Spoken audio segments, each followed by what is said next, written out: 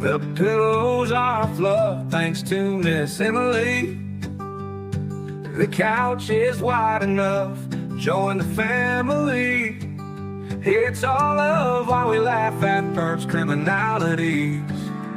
Hey, hey, hey, welcome to the Sofa Squad.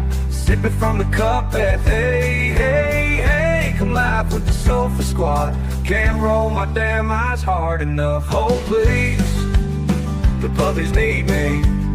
Ooh, oh, please, my body is rejecting none of that fancy credential stuff.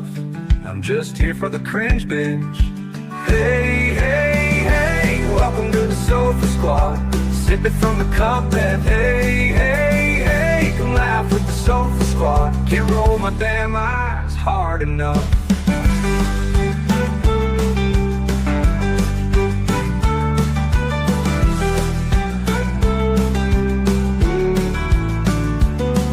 Oh please, the puppies need me. Oh please, my body is rejecting none of that fancy credentialed stuff. I'm just here for the cringe binge. Hey, hey, hey, welcome to the Sofa Squad. Sip it from the cup that hey, hey, hey, come laugh with the Sofa Squad. Can't roll my damn eyes hard enough.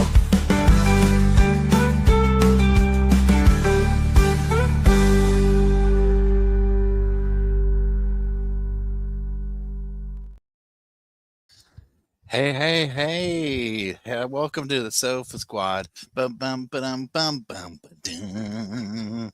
Look, Jake's getting all involved in it, too. Jake was over here. He was like, can't roll my damn eyes hard enough. Oh, please. The puppies need me. Hello, everybody. How's everybody doing?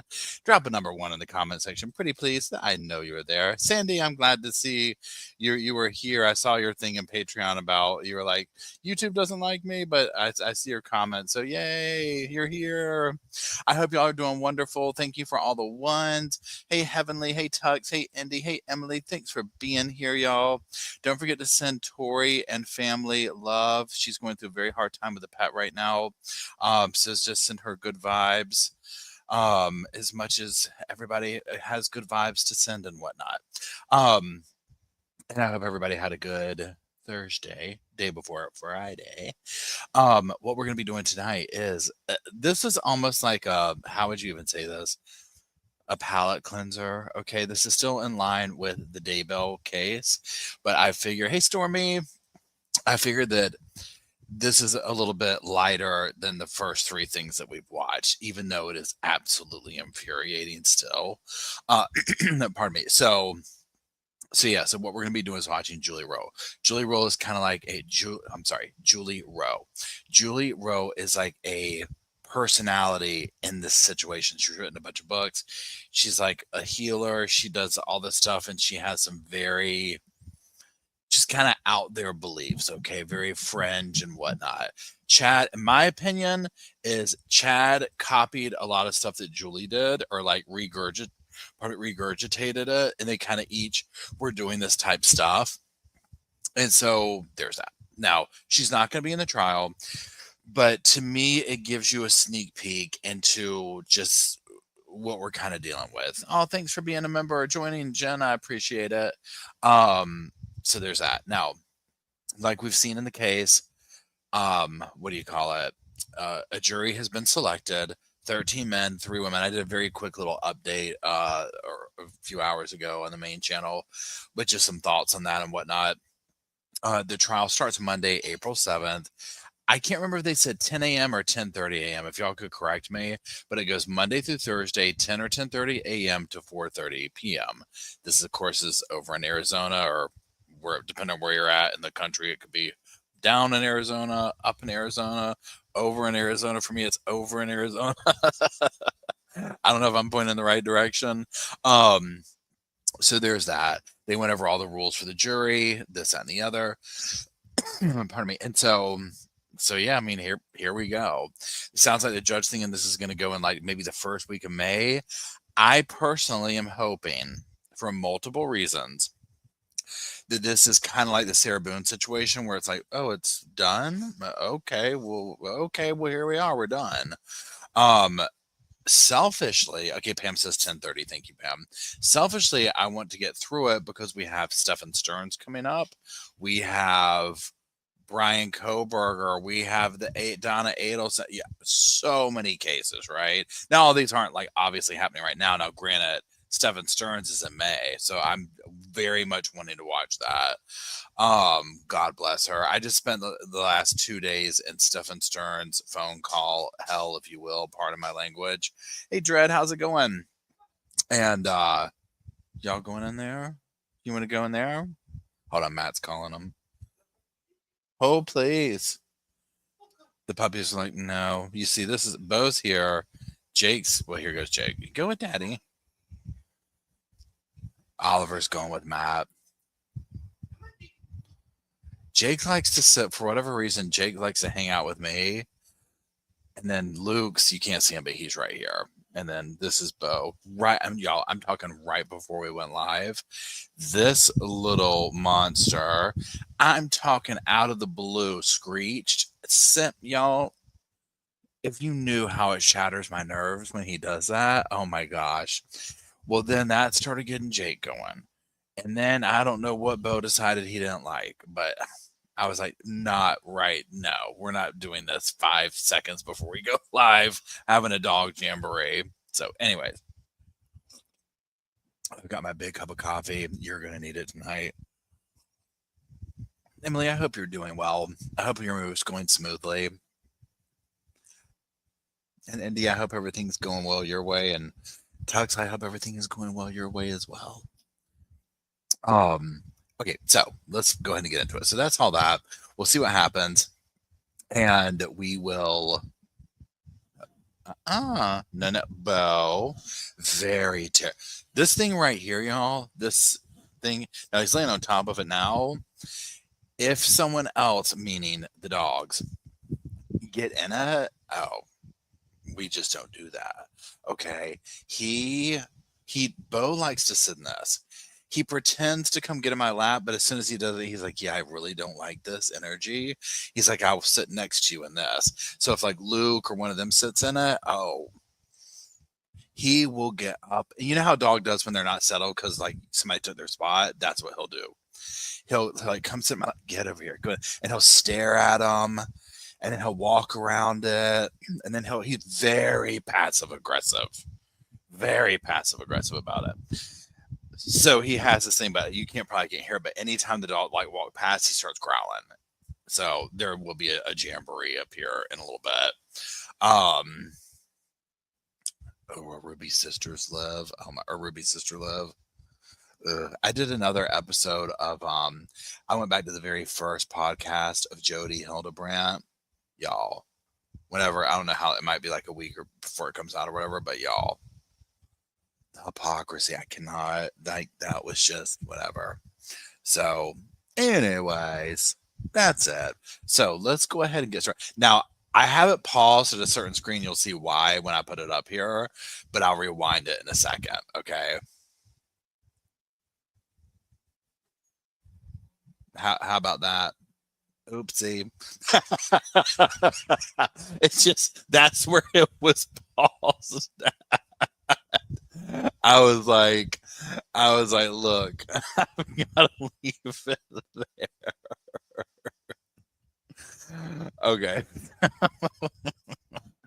So now before we start, just so everybody knows, this interview was released way after the fact, okay? So this is in relation to what happened. Well, she doesn't get too much into it or whatever, but it's with the kids and whatnot. So Nate releases, and you'll understand why once you hear it. A lot of you, if you follow this, know what this interview is, right? I was tempted to do the Nancy Grace one, but I was like, no, let's go ahead. Yes, so Northwest says it was filmed before the kids were found. And then what was it? He released it like, I mean, was it after Lori got sentenced or something, or the last trial, or, I mean, it was way after. I feel like my sense of time could be completely wrong. The ring check. Now, I'm going to say this. I don't know if you, well, I was going to point to it for y'all. See the hair that's like going like this on her head? This literally physically upsets people. Okay. And I get it. It's like you want to just reach over and comb it down, right? It's so funny. Okay. There you go. Let me find it. I hate to even take it. I mean, it's so funny it landed there.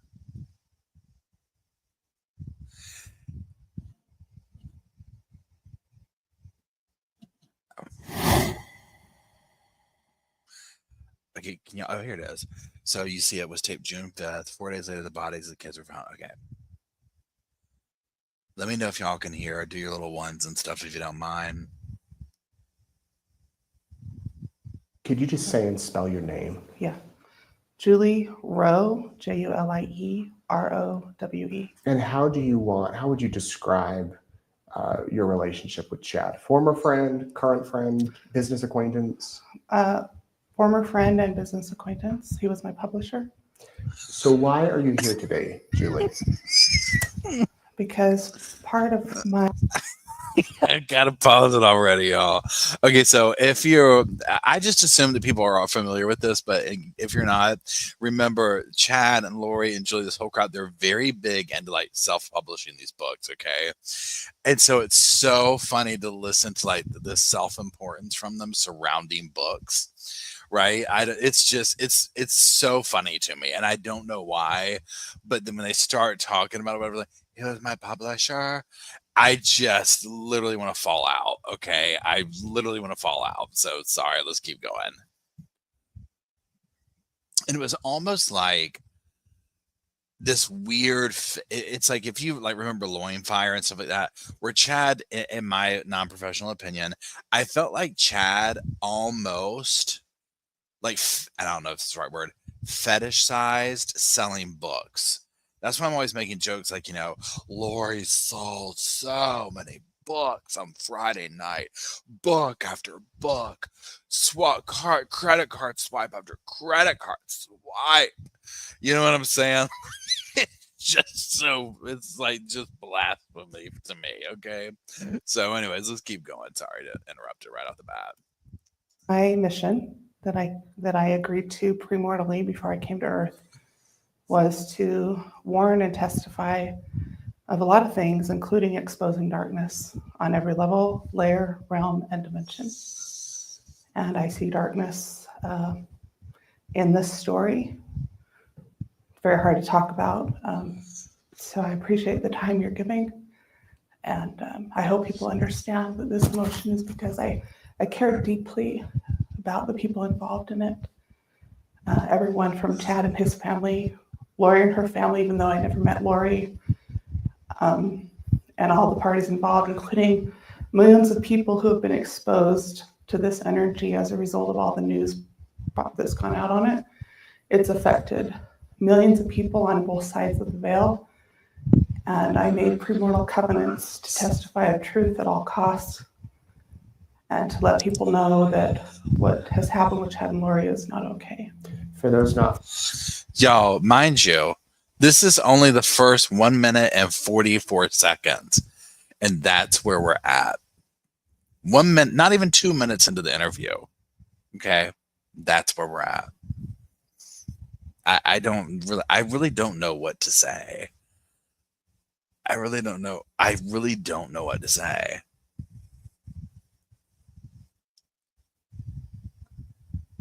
Familiar with the words premortal, you mean before this life? Before this life, we lived in spirit realms. I have memory of it. I had a near-death experience in 2004.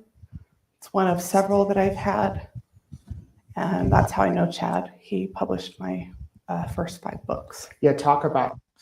So again, remember we're sitting here, also kind of at the side of this reading. What do you call it?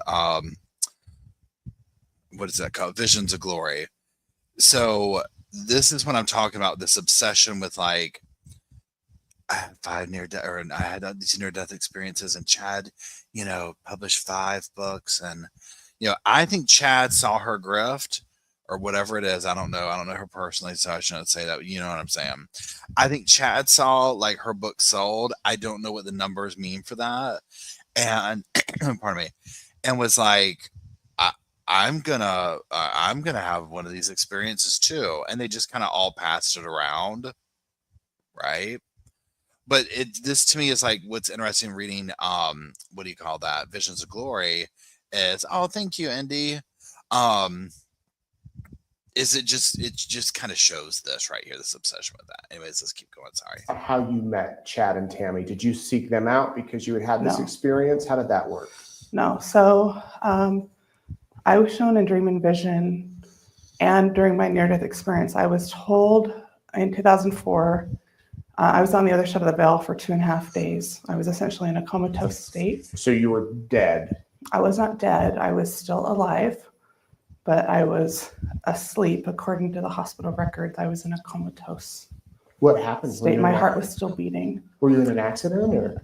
No, I was later diagnosed with Lyme disease and Epstein-Barr, but I didn't have doctor's confirmation on that for 8 years. Oh, wow. Do we know what Epstein-Barr is, y'all, or do we need to Google it real quick? Where's the phone go? Does anybody know what Epstein-Barr is? Epstein-Barr. Why can't everything? This is my whole thing too. Why can't anything just be light?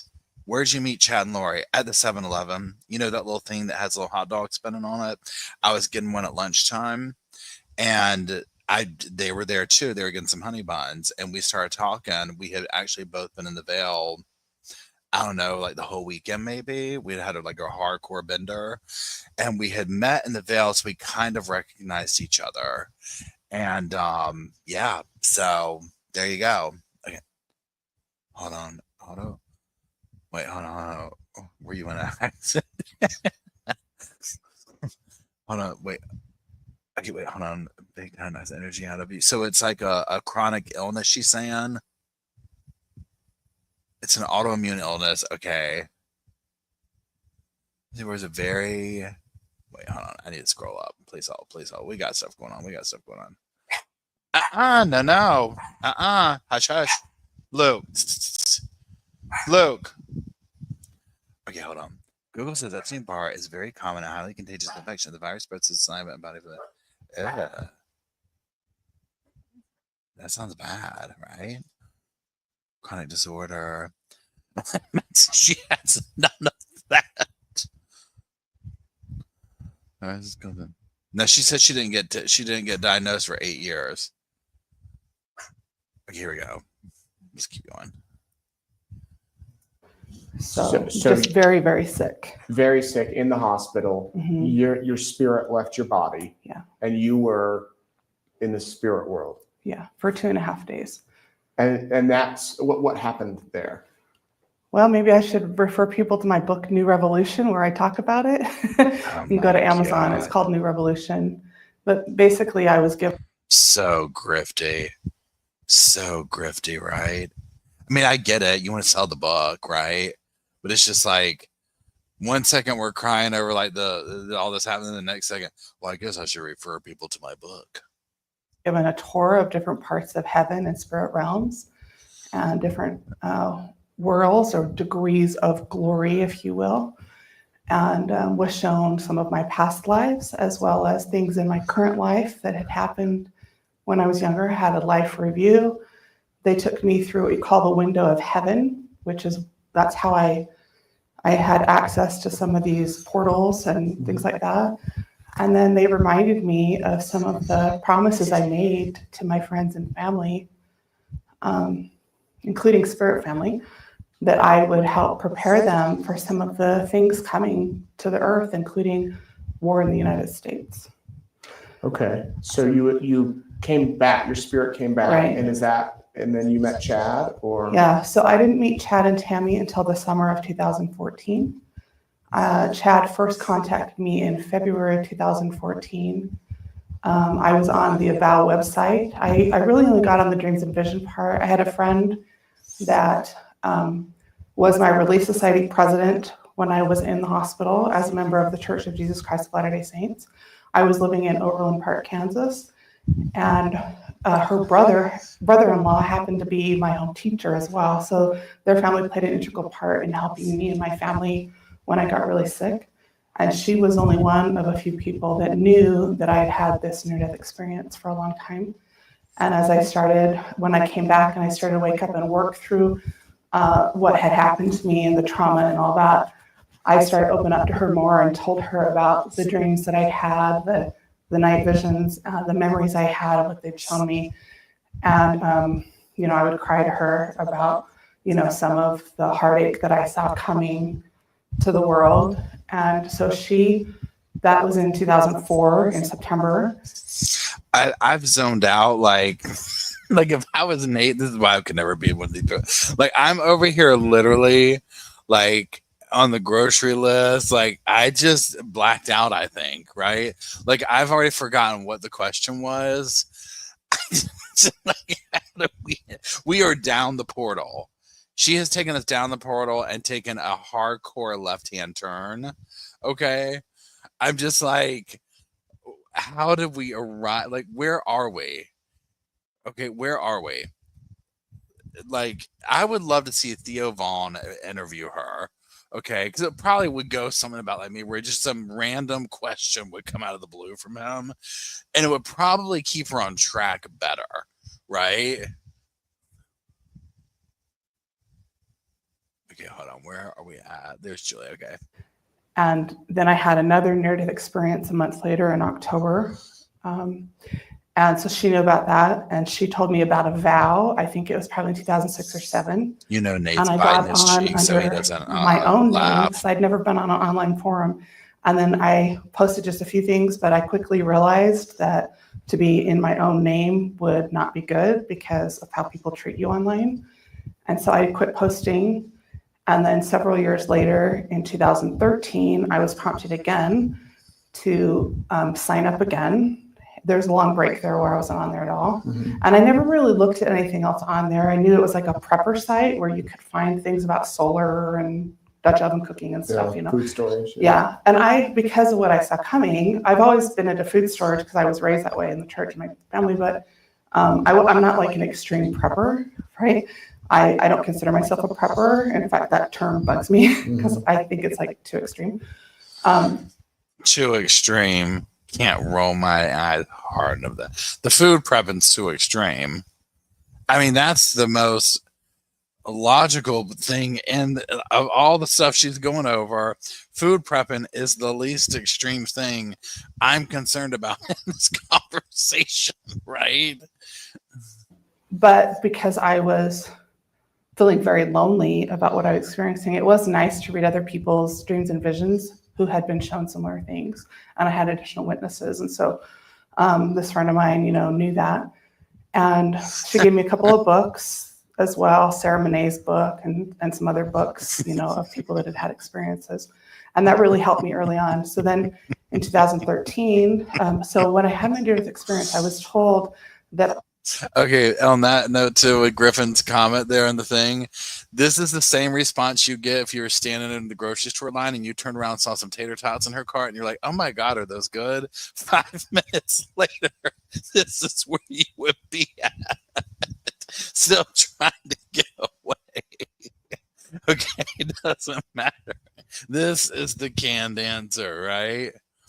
Thank you, Lenny. I appreciate it. Oh yeah, her TikToks are next level. Park when she used to do the hand stuff. Yeah, I can't. Yeah, ma'am, this is a Wendy's, literally. Okay, here we go. I was to share my story through a book and speaking publicly in about what they said 9 Earth years. And I was laughing at the 9 Earth years because my husband's like, if you say 9 Earth years, you sound like a weirdo. And I said, well, that's what they said to me because there's a lot of other planets in the galaxy. And this is planet Earth. And they said planet Earth. And so I then was told in October of 2013, I had a severe adversarial attack. That's just kind of what I experienced since I woke up from my near-death experience. A lot of very, for me, it's very physical. In fact, last night, because of this interview.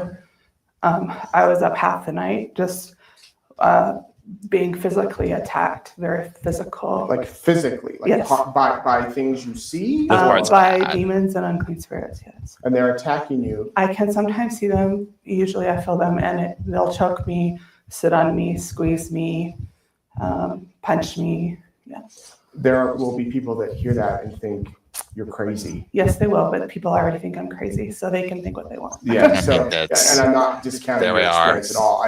There will be people watching this saying, Yes. how does that happen to her and nobody else? Right. It does happen to other people. They just don't talk about it. Okay. So you have your I'm here to spread the Chat truth. reaches out to you through the AVAL website when you get Yeah. back on. In and February says- of 14. February of 2014, and says we should write a book together. Right. Well, in October 14, Yeah, so some of the stuff that the people do, like with this right here, or like when you hear about like alien abduction stories and stuff like that, I think oftentimes some of this is like, and I hate using this word, y'all, thinly veiled and like a fetish. You know what I'm saying? Like, she could legitimately, like, that could be part of it, being like, oh my God, like Jody being like, oh, the demons got to me last night. They were really rancid. Ruby had to come in and do a real nasty number on me to get them out. You know what I'm saying? Like, I think that that's an underlying thing. Oh, thank you, Adriana. I appreciate that. And the puppies do too. Here we go. Let me find her again. Here we go. But this part here about you, the I'm a victim getting attacked, but I can't. I had this attack, and I was actually at a restaurant, and I'd been having dreams about the books again, and the spirit had been telling me it's coming soon. And I would ask, in my mind as I talked to the Lord, well, when? Because it's been about 9 years. And they just said, sometime after the first of the year, he will contact you. You don't need to worry about it. I wasn't given his name. I could just see him in my mind's eye. Chat. And I was told, you'll know, and he'll find you. Don't worry about it. So I didn't ever do anything to try to publish my book or anything. But when I had this, that had been going on for a couple of days. When I had this attack, I was at a restaurant, and I went into the restroom because it got so severe. I was just trying to get away from the group that I was with so I could kind of work through the energy that was happening. And I ended. She definitely. So the other thing I think was anxiety, and I think this is diarrhea that she's describing. I mean, she's just like, Cinnabay is talking about Wendy. Julie's like, we were at a Wendy's, and something came over me. I don't know what. I had just gotten the nuggets with fries. I ran to the bathroom, and it was like bam, near death experience on the toilet. And I came to, and I don't know what happened in that room. I don't want to know, but I had a vision. Ended up very, very sick, throwing up in the restroom, and it got worse, and I ended up basically collapsing on the floor. Yeah, she got the spicy restroom nuggets. bathroom. And that's when I heard very clearly, Ma'am, this "Have is a no Wendy's. fear." And I said, why does this keep happening to me? And what I heard was an audible voice that said, don't ask why, ask what, and ask how. What are you to learn, and how are you to serve? So I went out and finished my nuggets. And at that moment, I said that in my thoughts, and I felt this swishing energy, and I felt this light come in, and the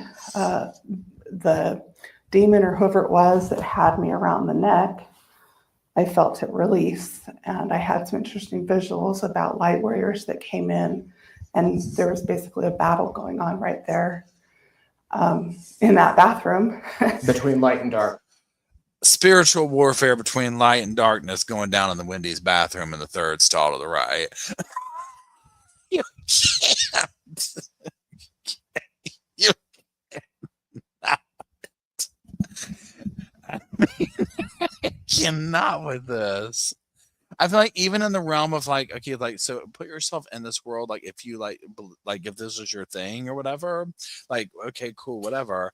But I feel like even in that world, this would be considered blasphemous, right? Like the spiritual warfare in the bathroom, the semi says the portal potty, literally. Okay, it's just I can't. I cannot, right? Yes. Yeah. And with the gifts that I have, because of my veil being thin, I don't see everything, but often they will show me quite a bit, and it's pretty sci-fi. It's pretty crazy stuff. The veil really is a blessing for people. So anyway, that's the background. So I knew it was coming. I just didn't know when. And then she wants to pull Nate into this so bad. So I'm correct. Nate is LDS, and it's like she's wanting to pull him into this, and he's not taking the bait. I mean, he's like, he does very good in the interview, but it's almost like she's like, yeah, with the veil. Oh, the veil, Nate, right? Yeah, I mean, thank God people can't see what's beyond it. And she constantly pivots herself to be a victim. This is what's frustrating about it. But we kind of see that behavior in Lori too. That messaged me. I was prompted to post more about my dreams and visions, and started posting about my near death. And then he found me, and in February he messaged me, private message, said, "I'm an author and publisher. Would you be interested in doing a book?" And I saw his picture, and he looked different than what I had in my mind's eye. They showed me like a different look because his picture was earlier. So actually he looked like what I saw when I met him in the summer of 2014. But I wrote my first book in 6 weeks. So we started it in March. I gave him the first draft in 3 weeks. I went to Grand Canyon with my family for spring break for 5 days. He did initial edits, and it went to press 3 weeks later after that. And so it went to press in April of 14 and came out early to mid-May of 14. I didn't meet Tammy and their kids and Chad in person until July of 14. So later that in summer. Provo, because they were living in Springville. I met them in Provo. What was Chad like? What was his family like? Very nice. Socially introverts, all of them. Very, very kind of quiet people.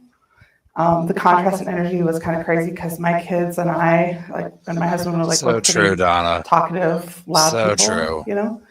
Wants to be seen so bad, right? Opposite. I would say honestly, they're socially awkward, but really nice people. Really, really nice people. And from what I understand, Tori, your first book did pretty I hope well. you're doing well. Yeah, I'm not sure how many copies we sold. Thousands. Enough to write more. Yeah, I had my second book that went to press. So on that trip where I met them in person, after my book went to press, it had only been out a month.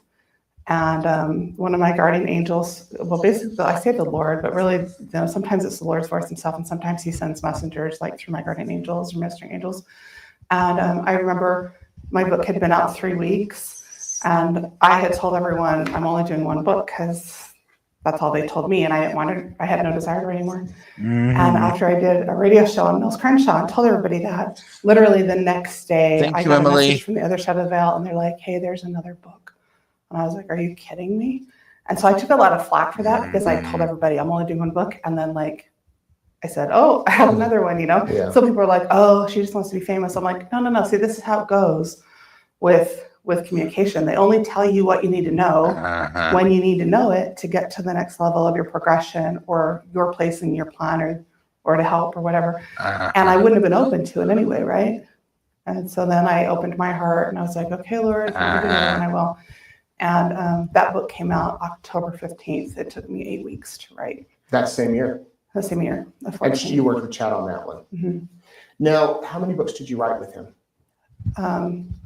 Well, I did I have to add them up again. I think it's 5. A Greater Tomorrow, The Time Is Now, From Tragedy to Destiny, my biography, which was Rising Above the Flames, and then we did podcast books.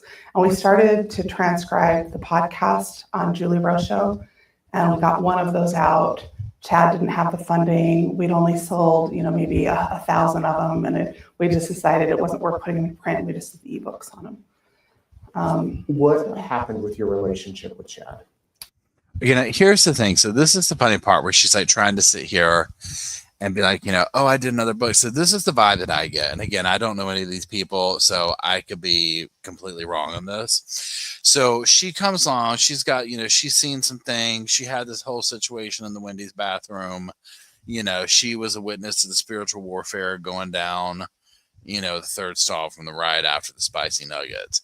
So she writes a book on it. The book does well. So she's being truthful, and this sold thousands, let's say 3,000 books. Well, I don't know what kind of profit margins you're dealing with, but let's pretend it's $5 profit per book. So that could be with through like 9,000 bucks. You take something out. I mean, that could be a nice little chunk of change right there, right?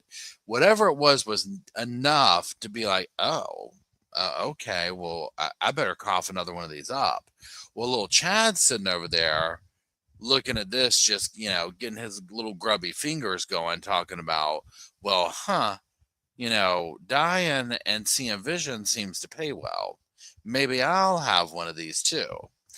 But it's so obvious where she's like, I told people, when Simon & Schuster called me, I was like, look, girl, I've only got one of these books in me, okay? Like, that's all, okay? I'm talking spiritual warfare in the Wendy's bathroom, okay? I've only got one book. It might kill me. And then she changes her tune, and this is the whole thing. This is the whole thing that's just like frustrating. Not frustrating, but it's just, it's like so obvious. You know what I'm saying?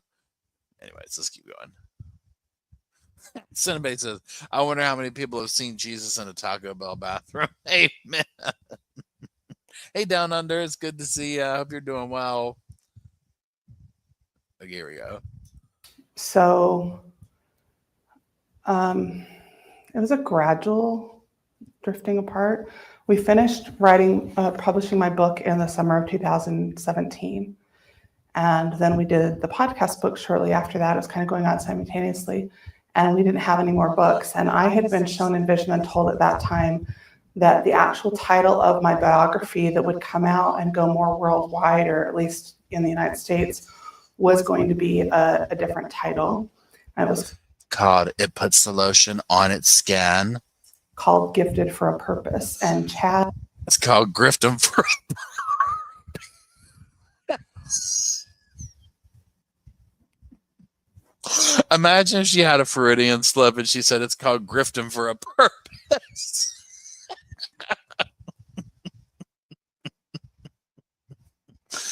Nate wouldn't have blinked. He would have just kept on going. Here we go. I'd turn that title down. Actually, Eric Smith came up with that title, and I was told very clearly, this is the book, this is the title, and there are certain things in it. Chad wouldn't include certain things in the biography. They always did the design covers, but the first two books I saw in vision, and then he found the pictures on the internet and presented them to me, and I said, yeah, that's it. So there were some really good experiences on a spiritual level with him. With Rising Above the Flames, I didn't have the experience. He saw it in vision. He picked it out. Tammy designed it, presented it to me, and I really didn't care for it. It's got this big eye on it. But the Spirit said, this is what it's supposed to be right now. Just let this go out. And then later on, I had envisioned what the other title of the book would be and the other cover. That makes sense? Yeah. And so I always knew, like, this isn't the real biography, But it took a year and a half to write that. Eric Smith helped write it. Eric's the one that does the podcast with me on Julie Rush and Eyes Open.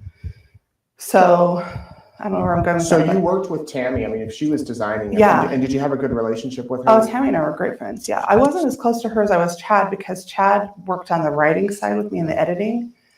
I only talked to Tammy on the phone maybe half a dozen times. And we would text here and there, but again, she's an introvert. She doesn't text her. I was chalked up to that. She was pretty shy.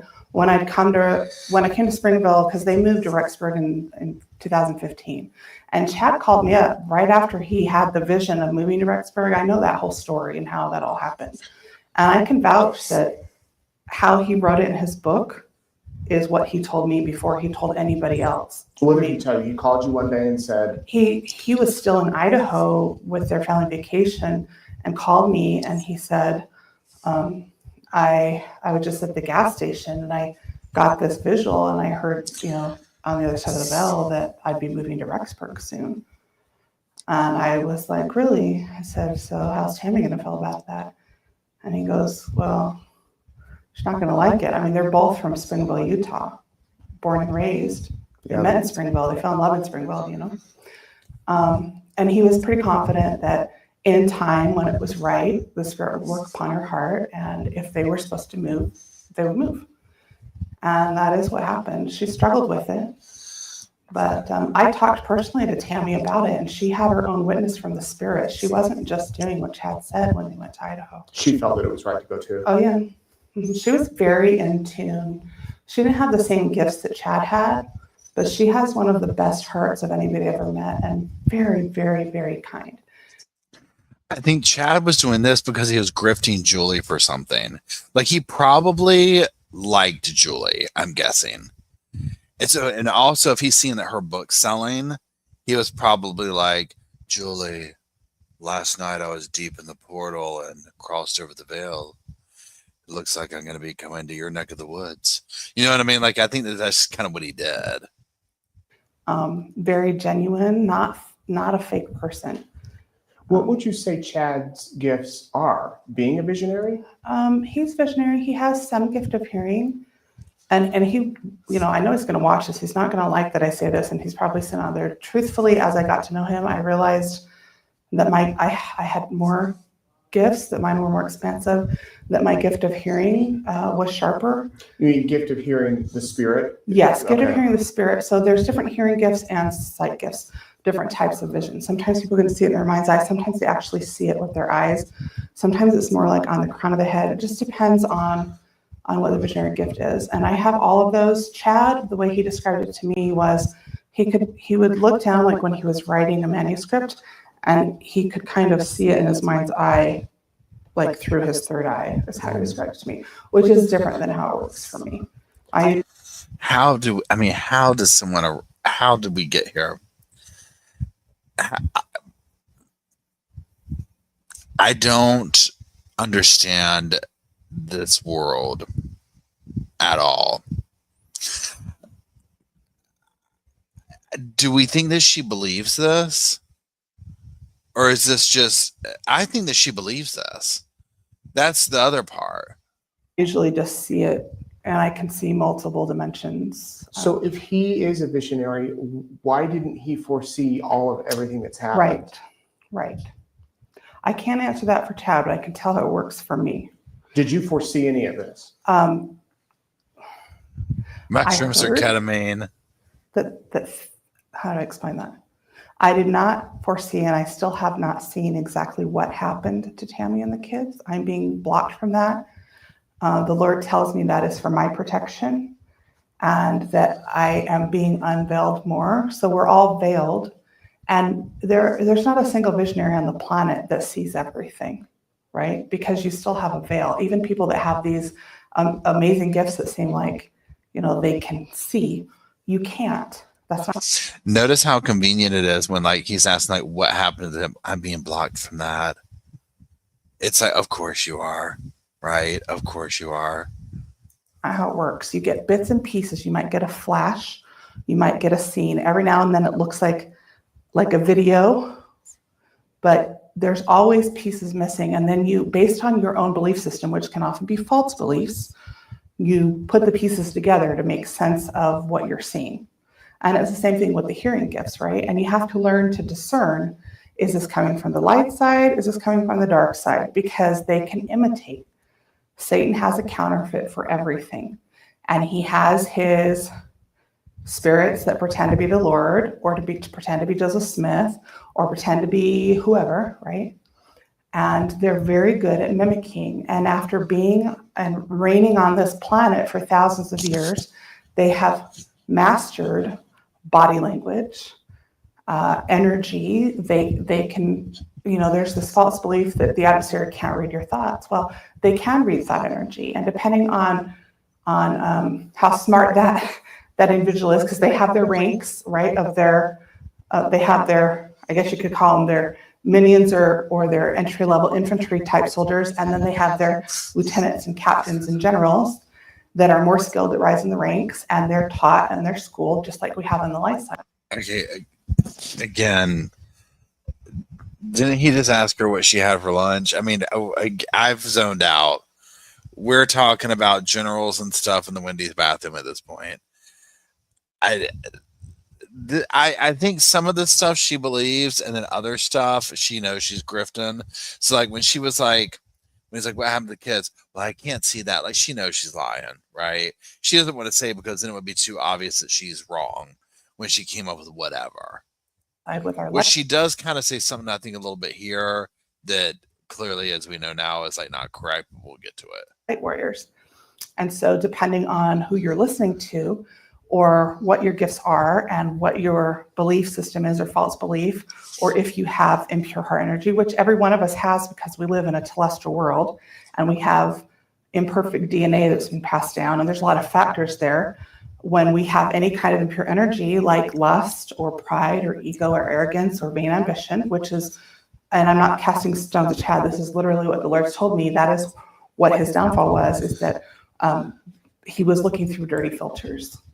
And the adversary can implant false visions and can implant false thought energy and make you think that it's a light warrior or the Lord, or sometimes you think it's actually your own voice. And it goes both ways with light or dark. Does that make sense? Didn't you say that you had a vision that the kids were safe? So yes, but I've been unveiled on some more of that. Tell me about that. I was told the kids are safe. I saw them in a room in a house with this beautiful furniture. There was like this couch and there's like these wicker chairs, super bright, big windows. Through the window, I could see palm trees and ferns and beautiful tropical. And then out the window, it was like a beachfront property and I could see the beach, the sand. And then they showed me a scene where the kids were at the beach and Tylee was with them. And there were other adults in the room. I could sense them and feel them, but they didn't show me who they actually were. Well, then they showed me Chad and Lori in Hawaii at the beach.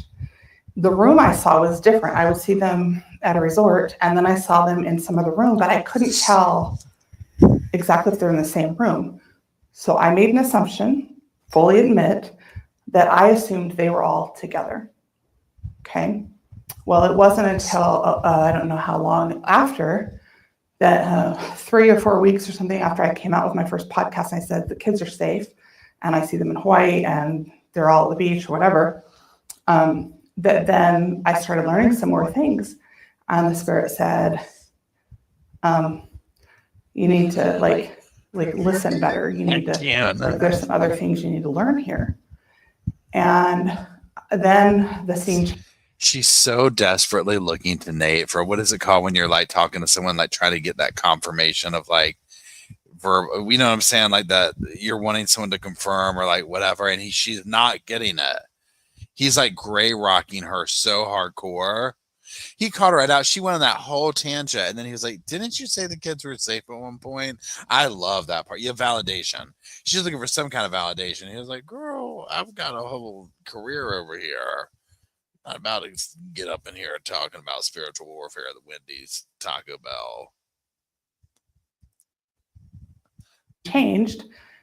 And I saw Chad and Lori still at the beach and mostly at the resort, but they were going different places. I saw them on the island of Lanai, and I was told they were there just a couple of days.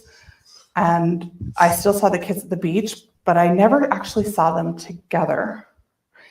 And then I saw the kids in another room, and I started picking up. So at first, the emotions, because I'm an empath, like on both sides of the veil, I can sense energy and the feelings and emotions of people. And I was contrasting it because Tammy for 3 weeks was overjoyed and happy. And I saw a big reunion for her with all her ancestors. And they were like so happy to have her home. And that was for about 3 weeks while I was seeing the kids in a good place. And Charles was in this darker dimension. And he was depressed. He was upset. He felt betrayed. He felt guilty and shame and all these negative emotions that I often see when people are in a spirit prison type situation. And he was sitting on this old wooden chair in a corner with no lights on. There's just a dim light coming through, and he had his hands like this and just not in a good place, and very concerned about his kids, concerned about what had happened to him, concerned about Lori, lots of negative emotion. And I would talk to Charles and try to work through it with him. And he was not ready to talk. It was like he was in a state of shock. about what was going on, and he was trying to process, because we're the same people on the other side of the veil and go spirit realm as we are here. Well, then time goes on and Alex dies, and I see Alex, and he's in an even darker dimension, like way darker than Charles. And so I'm trying to make sense of what I'm seeing in the energy as the story is unfolding, as more evidence is coming out.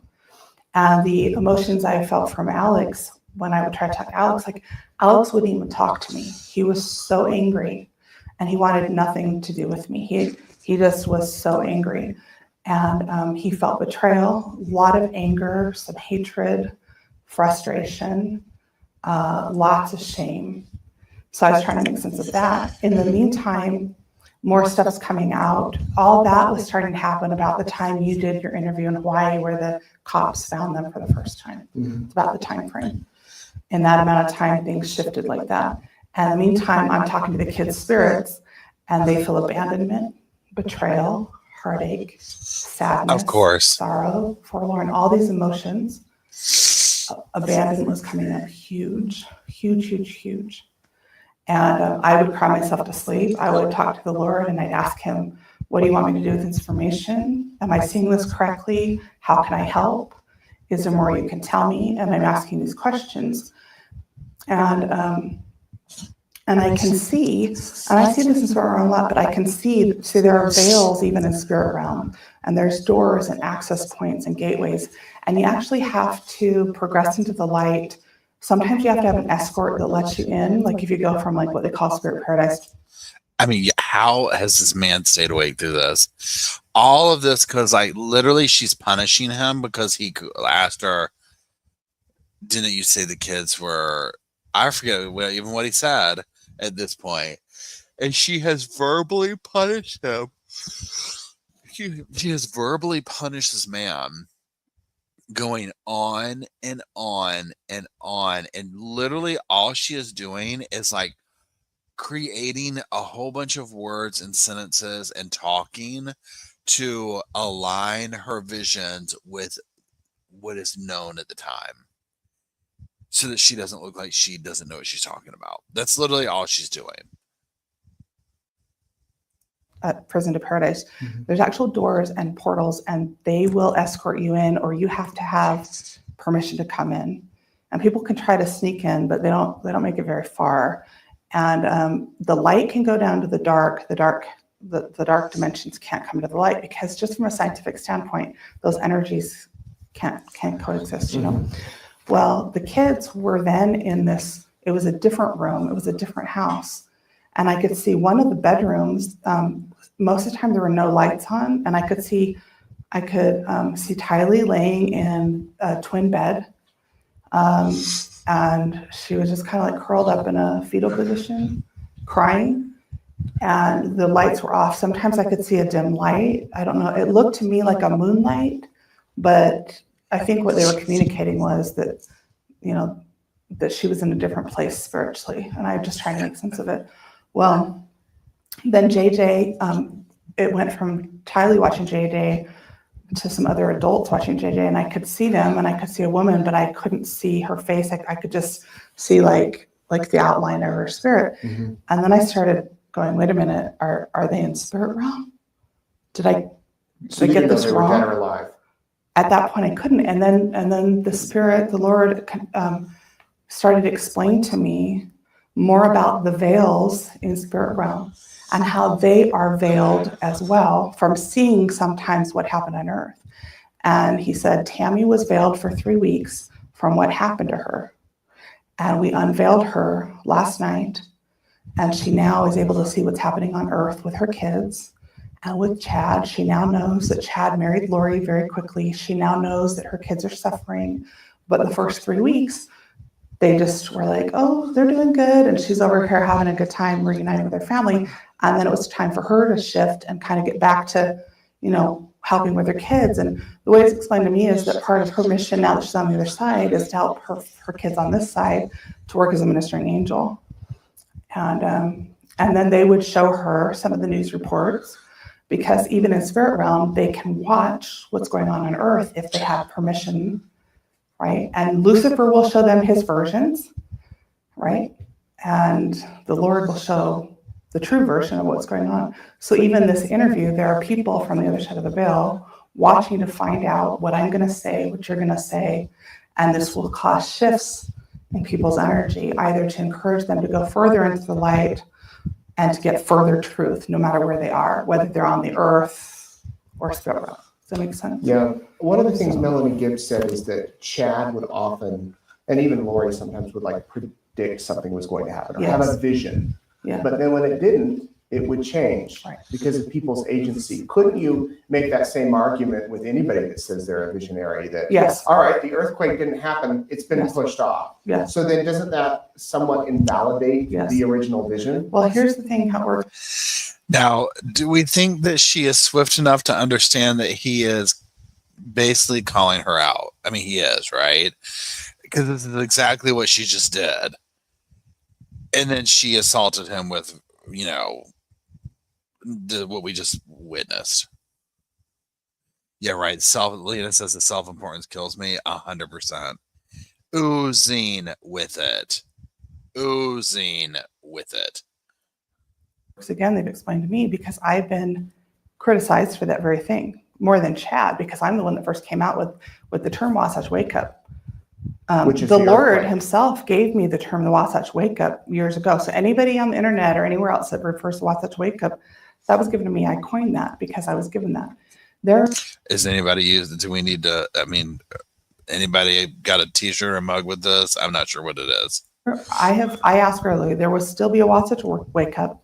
The timing is what shifts, but also circumstances can because of agency, but that does not necessarily invalidate the vision.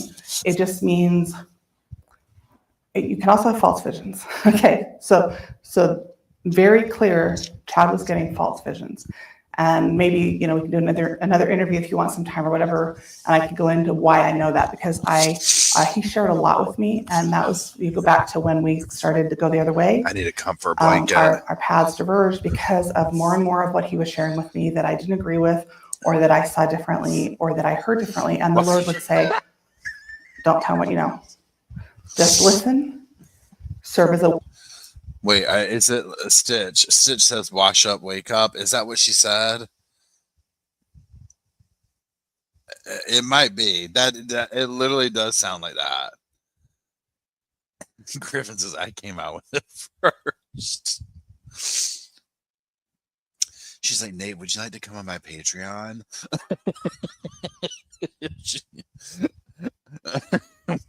Wake up, watch up. Oh, Lord, I love it. Here we go. The witness for both sides of the veil and flesh the energy, because this is going to come full circle later. And I didn't even know what that meant. I just knew I was to continue my friendship with him, continue to work with him, and find out essentially what exactly he was involved in and what he believed. And even when I came out and said in the first interview I did on the news, where I came out so strongly and I said, listen, I know Chad Daybell, he's a friend, and he would not have hurt those kids and he would not hurt Tammy, okay? Because I could not fathom in my mind that the Chad I knew would do that. The Lord had made it very clear. I had seen a vision and was told for over a year that Chad was having an affair with Lori.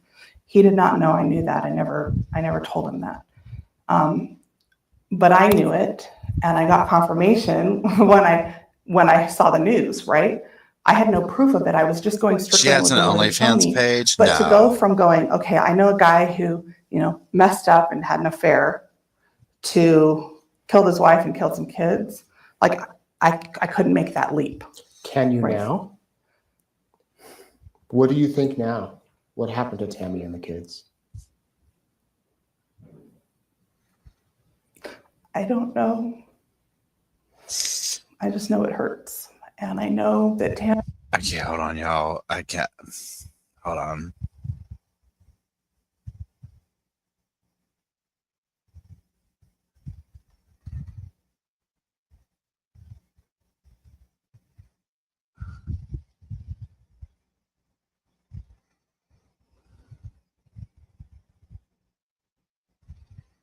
Hold on, y'all. Okay, sorry. Okay. Tammy continues to ask me to speak whatever truth I do know. Please. And I know that when I look at Lori and Chad's countenances, their auric layers. I can see auric colors. Their entire countenance have changed. I see hard hearts. I see gray. I see a lack of light in Chad's eyes. Thank you, They're Marble. dull over. I feel their pain, but again, when I key into the emotions and when I know what Chad has done to me on a spirit level in the last year, I don't trust him one bit. He has betrayed me and Tammy, really Tammy the most, and his kids, and lots of friends and acquaintances, everyone that read his books, everyone he, published. He's betrayed a lot of people. And when I have asked, and I'm not saying this, people are going to say I'm judgmental. I don't mean it like that. But when I see this and I ask sincere questions of the Lord of how did I not see this coming? Because you asked, could I see it coming? Mm-hmm. They prepared me the best you can be prepared. I had glimpses, I had insights. I did not have a lot of the big pieces to the puzzle. Hey, Lost Ronan. The day I found out Tammy died, I had a vision and I saw myself on the news. And I was told and I heard Chad's going to be accused of murdering Tammy. I did not know anything about the kids, but I was told a month before she died, Chad will be accused of murdering Tammy. And the day that she died, when Emma told me that her dad said they weren't going to do an autopsy, I had a physical reaction. I felt like my heart just sunk. And the energy inside me, I'm very sensitive energy, just went right to the pit of my stomach. And I actually got physically sick, nauseous, and almost threw up. I cried. Also because of some of the other things Emma said, because she said what she was most afraid of was that her dad was going to get remarried. And Thanks, then the Lord Tori. started telling me some of the stuff Chad had said to his kids, some of the stuff he'd said to Lori. Were they lies? I think Chad believed them, but they are lies. But you think he truly believes them? I think he really does. But they are lies. And we were talking off camera a minute ago that you haven't reached out to him because you don't feel that it's right to do that right now? I reached out after the funeral. Oh, you did? Okay. The first 3 weeks, I texted him. I offered him some free sessions to help him through his grief. Did he respond? No acknowledgement. No. And meanwhile, I told him I was sorry. I waited until Monday after she died because I didn't want to, on the first few days, on the day of the funeral. I had talked to him on the phone 3 weeks before that, and the Tuesday before she died, he texted me because he had told me 3 weeks before she died that he would contact me after potato harvest because Tammy was off of work. They're going to have some time together as a family, and he was going to get back to work after potato harvest. And I said, okay, that's great. I have so much to do. I work a lot. I work a lot. I'm busy with my family. And so that's what we decided is sometime after potato harvest. Well, I was out of town in Idaho and Utah for a work trip the week she died, and I had to go to San Diego. I was actually teaching a group energy class in San Diego the day she died. But I was prompted on the Tuesday before she died to send him a text. I can't remember if he texted me and see if I could talk or if he tried to call. And I never gave him my schedule, but that day I was prompted to tell him the basics. And I said, I'm in San Diego Saturday. I'll be back Sunday. I'll be in the Provo area Monday. And then I'll be flying out Wednesday because my son Ethan is coming home from his mission. And I look back on that now because the funeral was in Springville on Monday night, and I was staying 10 minutes up the road. And I never heard a word from Chad or any of the family. The day I talked to Emma, I talked to her at 1:30 Utah time, 12:30 San Diego time on the 19th. She sobbed her eyes out. I talked to her for 40 minutes. I basically gave her a session. And I had a visual of Chad right when she said what I'm most afraid of at the end of that 40 minutes is my dad getting remarried. And I said, why is that? And she said, because he's talked to me, I know about multiple probations, and I have a problem with polygamy. I'm not okay with polygamy. And that was a huge red flag for me, because I was like, okay, multiple probations is a true doctrine, but whatever he's told his kids and whatever he believes is false doctrine, because it's not polygamy. And I didn't know what he was planning or what he'd been involved in, but I had visuals of him communicating with a lot of women through text or phone call. I knew for sure he'd had a relationship with Lori, but I didn't know beyond that, with other women. So it was like a really big red flag for me. And right when I started to talk to Emma about it, I had a visual of Chad, and he came over and grabbed the phone out of Emma's hand. And she hurried and said, I love you. I got to go. My dad's here. Click. And then I saw him tell all of his kids, especially Emma, do not respond to Julie Rose's text, her emails, or her phone calls. And I've never talked to any of them since. There have been people online, I'm sure you've seen, that have thought there was something more to your relationship with Chad. Mm-hmm.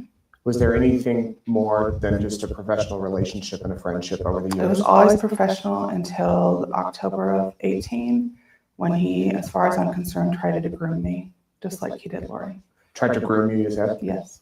And my husband's aware of it. In fact, it was about a year and a half, I look back, when my husband started saying, are you sure you can trust Chad? And I go, yeah, I can trust Chad. I'd had so many spiritual experiences with him related to the books that I did trust him. I think that was a celeb, spiritual relationships, but I think so. I still don't understand what the pull is that Chad had in this group, as far as like people just being like Chad, right? I would imagine. Oh, thanks, Lane. I can't. I hope I'm saying your name right. And I don't have my glasses on. I would have a hard time believing that Julie didn't try and go down that path too, just from an attention-seeking level. You know what I'm saying? Because I mean, this is just clear as day here, right? I mean, it's just she loves that. Okay, cool.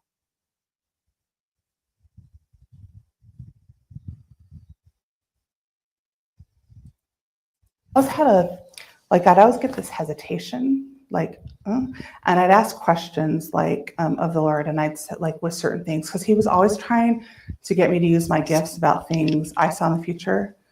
And I'd usually just kind of listen or go, I don't see that. Every once in a while I'd say, yeah, I still see the earthquake. He'd try to pin a date down on it, and I'd go, it could be this spring, but, One of the interesting things another author told me I feel like also these conversations that they have are like dead serious, right? They're like, yeah, the earthquake could be this spring. What about you, Chad? What's your prediction? You know what I mean? Like they're just like super serious about it. Today is that she had a near-death experience. She said Chad never talked about his with her. And after we posted that, many people said that maybe they think Chad saw this author getting, attention, and you getting a lot of attention, that maybe he came up with his own near-death experience. No, I know he legitimately had them. They were very quick. They were not extensive like mine or Suzanne Freeman's. They were a matter of a couple minutes, maybe 5 minutes at the most. The one where he was knocked off the cliff. Mm-hmm. I heard firsthand from him and from Tammy. Tammy was there to witness it. Okay. And also some of his other family members. And then he had another one where he was attacked from the dark side, and his spirit left his body and floated up in their house in Rexburg. And all of his kids were there, and his wife, and they kind of had to bring him back. And he called me the day after it happened, and he was very emotional. Kind of did a session for him to help work through that trauma. And the next time I went to Rexburg, I was at their house with Chad and Tammy sitting on the couch. Again, affectionate. He had his arm around her leg, arm around her, holding hands the whole time. And the kids, at least four of their 5 kids, were there talking about it. And they were like, it was so crazy. Like he was just out and we thought he was dead. Okay, so you had heard him. You don't think he made him up? I know he didn't make them up. Do you think I know he didn't make them up. I mean, y'all, I cannot with this. The kids were there, they had to pull him back down from heaven. You know what I mean? It's just like, come on. he's been deceived? I know he's been deceived. And Lori as well? Yes. And I was told very clearly from the very beginning, basically to have nothing to do with Lori, Zalema, Melanie, and Melanie. They tried to contact me a couple different times, tried to get my phone number. I was just told, again, because I did see some stuff, and I do have the gift of looking into the past if they show it to me, not everything. And I just saw convoluted, messy energy. I was told that there is abuse energy for all of them. She needs a t-shirt and a coffee mug that says convoluted, messy energy. I just was like, and I don't give my phone number out. I deal with security issues since 2014. Very careful with who I let have access to me. And yeah, why do you have security? Since I'm talking my story, I've just had death threats and a lot of security issues. Oh, thank you, Kresha. I hope y'all are doing well. I hope everybody's doing okay with the upcoming trial. I am thinking of y'all. I know that Kay is going to absolutely handle Lori in the way that she needs to be handled, but I hate that she's having to go through this. And I hope you've been doing good. And thank you for that. They're practicing Satanists. That's the easiest explanation. Yeah, I mean, it's just, yeah, I appreciate it, Kresha. Thank you. Creepy men. Again, I mean, I've called the cabal out and they've threatened me 3 or 4 times. So are you worried for your life? No. No. I used to be. Well, I say it last night when I was under attack and I felt like they were going to kill me. I cried to my security on the phone who was helping me through it. And I said, I don't want to die. And then this peace came over me and it was, you're not going to die. We've already told you that you're not going to die. Mm-hmm. I'm not worried. Chad has gone around and some of the sources that have talked to me have told me that he went around at least from January of 2019 telling people that I had gone dark. Right around the time that I called him out on Lori and his communications with others and on his patriarchal energy and how he had been treating me and how I felt used by him and all that and how I wasn't okay with some of the things he was involved in. And that's when now this part right here is probably very true because as we've seen, if you went against Chad or whatever, called him out, whatever, you're dark, gotta go. Right now, that part where she was talking about a second ago, talking about whatever she just said again, she died again. I just think that, and I don't even know if on some level they believe this, but it's like a book comes out of every one of these little experiences. And also notice how she has to this is like, again, this like run-on sentence that she's done. The way she has to prop herself up to make her near-death experience, or I'm sorry, her veil experience, whatever she's calling it, better than Chad's, right? It's like, to me, it goes against the very fabric of like what this should be about. His were only like 2 minutes. Oh yeah. Now he had gotten that new bean burrito at Taco Bell and it took him out. I'm not going to lie. Took him out, but for like 2 minutes. Okay. He only downloaded a few answers. Okay. Like when the first day of spring was coming, when the potato picking was going to happen, but that's it. When he cut me off, that's the real reason we had a falling out is I called him out on it and he didn't like it. And I have proof of that. I've got it in text conversation I've actually sent to Justin Lum. So, and I was told specifically. She's trying to make Nate Joe. She's trying to make Nate Joe. She's trying to secure that next interview. You got to give it to her. She is always hustling up that next thing. She's in there talking about like, oh, I've got some very exclusive text messages. I've thrown them out to Justin, but we haven't talked numbers. We can talk later, Nate. Wink, wink. I saw it in my visions. Quickly by my angels to document that and save it for my records. Chad has no idea. He might now. He does now. Yeah. He's listened. So, and that's about the time I know for sure he went around telling people I was dark, when he was sending those lists to Lori saying Charles was dark and all that. So then I'm like, okay, well, so am I next on the hit list?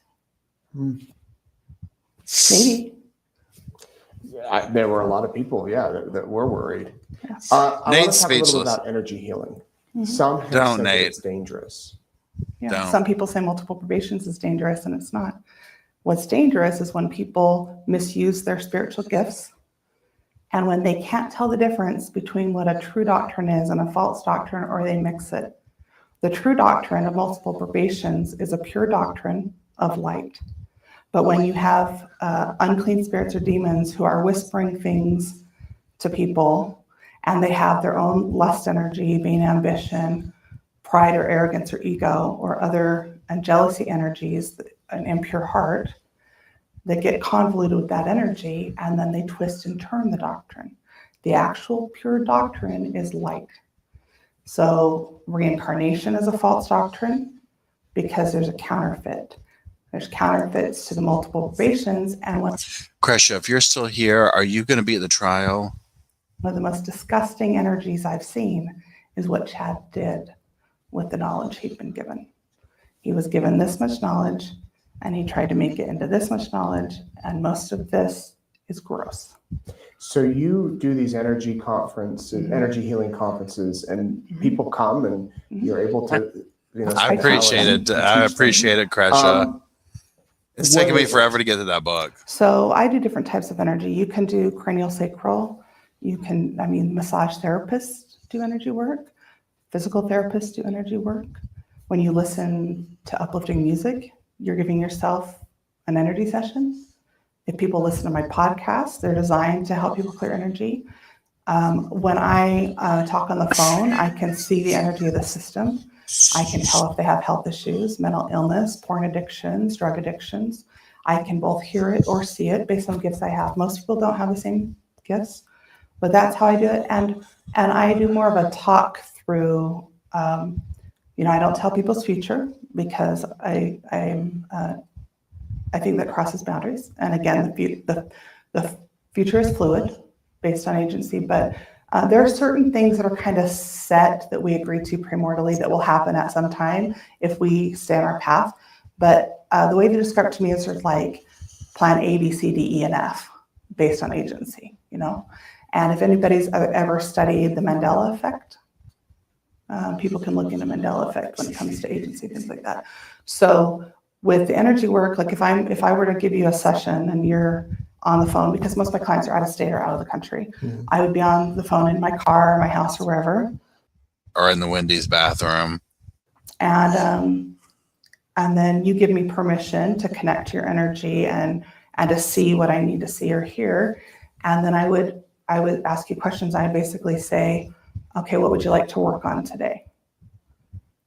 And spirit, you might tell me, you might not want to say it out loud, but I generally try to get the client to bring it to consciousness. It clears energy faster. And then we might talk through. I love it, Kresha. I love it. Yeah. Hold on. Let me find your thing real quick. And for those, I feel like everybody already knows this, but if you don't, this is Kresha. Check out her channel, Difficult Research, especially if you're interested in this case. Obviously, if you know her, you know Kresha. She is related. She's done deep dives on all the who's who and how this and and I appreciate all the stuff you've done and all the information you brought us, Kresha.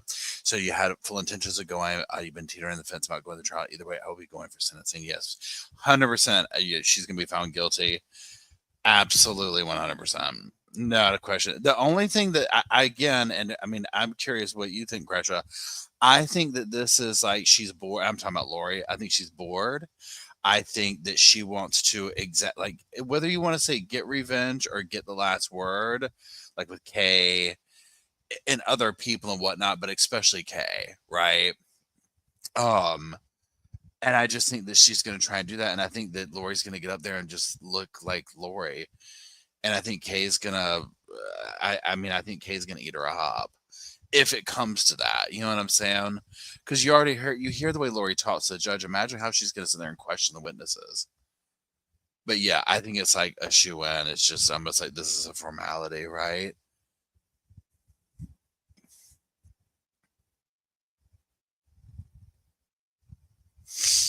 Okay, now let me find up here. Where did Julie go?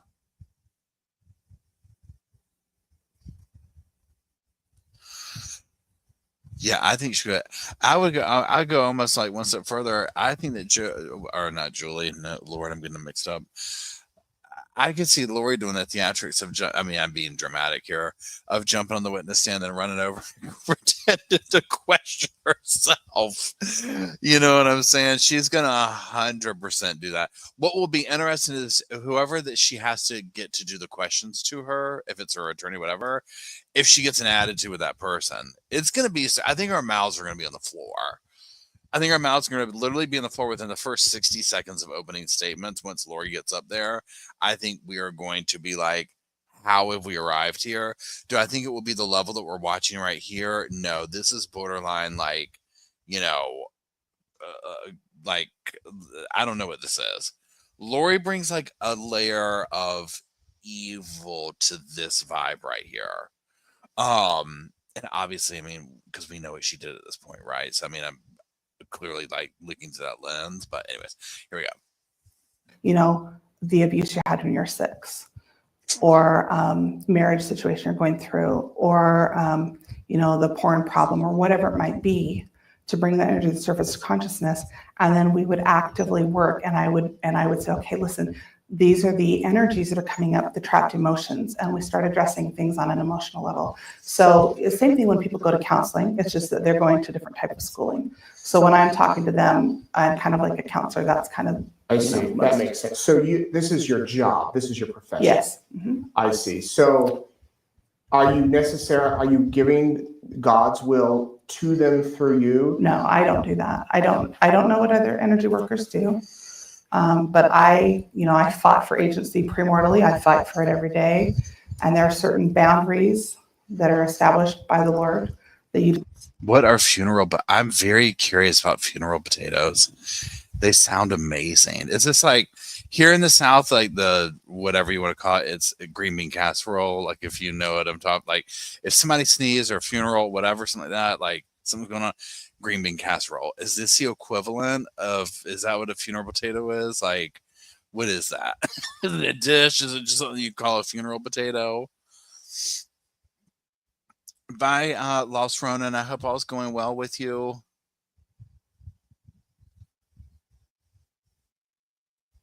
just don't cross when, in terms of agency. So just because I see it. Just for the people that say, if she is the visionary, why does she charge money? Just like a counselor does. I see. Okay. Yeah. Now, there are different types of energy workers. And the occult does abscond this. The occult version of light work or light energy work is witchcraft, warlords, Wiccans. That's the dark version of energy work. There's a light version to everything and a dark version. And there is a gray area because some people, again, misuse that power, misuse their gifts, or they're deceived. But the way I liken it, because Shannon says, have you all seen her Amazon wish list? I am fearful to even ask. I feel like 100% some kind of like, and I don't know what you would call this, but like an energy healing like stone kit would be on there, and I don't know really what that is. I feel like that's a bare minimum on there. And I said this, to Nate Sunderland when I was talking about how I want to do this interview. I said, here's the thing, some people have said this is dangerous doctrine with multiple patients. Energy work is dangerous. So do we throw the baby out with the bathwater? If if I know the gospel is true, and I believe, for instance, that the Church of Jesus Christ of Latter-day Saints has some of the keys of restoration, but I also know that there are state presidents and bishops, or even members of the 70s, who are involved in satanic ritual abuse or other forms of assault, rape, or molestation. Do I just not go to church anymore? Do I just not go talk to my bishop or my state president? Do I just say I want nothing to do with any of that because this is corrupt in this form? You see what I'm saying? And I say no to that. And I've been excommunicated for teaching and doing the energy work and doing my podcasts and my books because they do not like the work I'm doing. But I also know there's a higher purpose in why I was excommunicated that I saw and was told in my near-death experience and my vision. So I'm at peace with it, even though I don't like how it looks. But you don't just called the sour grapes, whatever you call it. She didn't want those grapes anyways. She's like, I've been excommunicated. It was like, girl, I knew that in the first 30 seconds of this damn interview. You didn't have to tell us that. I mean, I could have told you that in my sleep. Just throw the baby out with the bathwater and say it's all bad. Anytime I hear someone say that's dangerous, there's fear energy at the core. And you have to get to the root emotion of why the fear energy is there. What was the trauma that happened to them that created the fear energy so that they just don't want anything to do with whatever that is? You know what I'm saying? Well, and there's a lot of people that look at Chad and Lori and think, I don't want anything to do with what that is, as you just said. And I agree, I don't either. Yeah, but they might lump you in with them, and or other people associated with this type of preppers, Right. conferences, events, things like that, where wouldn't it just be best to just, avoid the whole thing? Yeah, avoid the whole thing. Yeah, go to church on Sunday, Yeah. do your personal study at home. If you have these visions and spiritual prophecies, keep them to yourself and your family, or you end up with 2 missing kids, dead spouse, dead brother. Exactly. The contrast to that is that's what some people really should and could do, because that's maybe what they're ready for. Maybe that's what they agreed to primordially, what they are wanting in their spiritual progression. But there are others so we have the plan of salvation, we have the plan of exaltation. And why anybody would need to know, for instance, about their past lives, I can't answer that for them. I just know I've had memories of it my whole life. I had 6 NDEs. Every time I come back, they say, okay, this is part of your mission to testify of this truth. I cannot deny it. I have the emotions that go with it. I have the visuals that go with it. I have been shown over and over again. And in order I'm for glad, me Heather. to clear my own Thanks for being energy, here. I sometimes have to acknowledge that I went through a trauma 600 years ago in another past life before the pain in my gut will go away.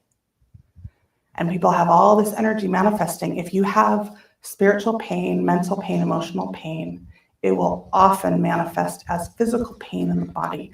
And if you are having physical symptoms, that's your first clue you have energy that needs to be cleared. Something in your energy field that's distorted, whether it's a miasm that's been passed down through the family line or something else.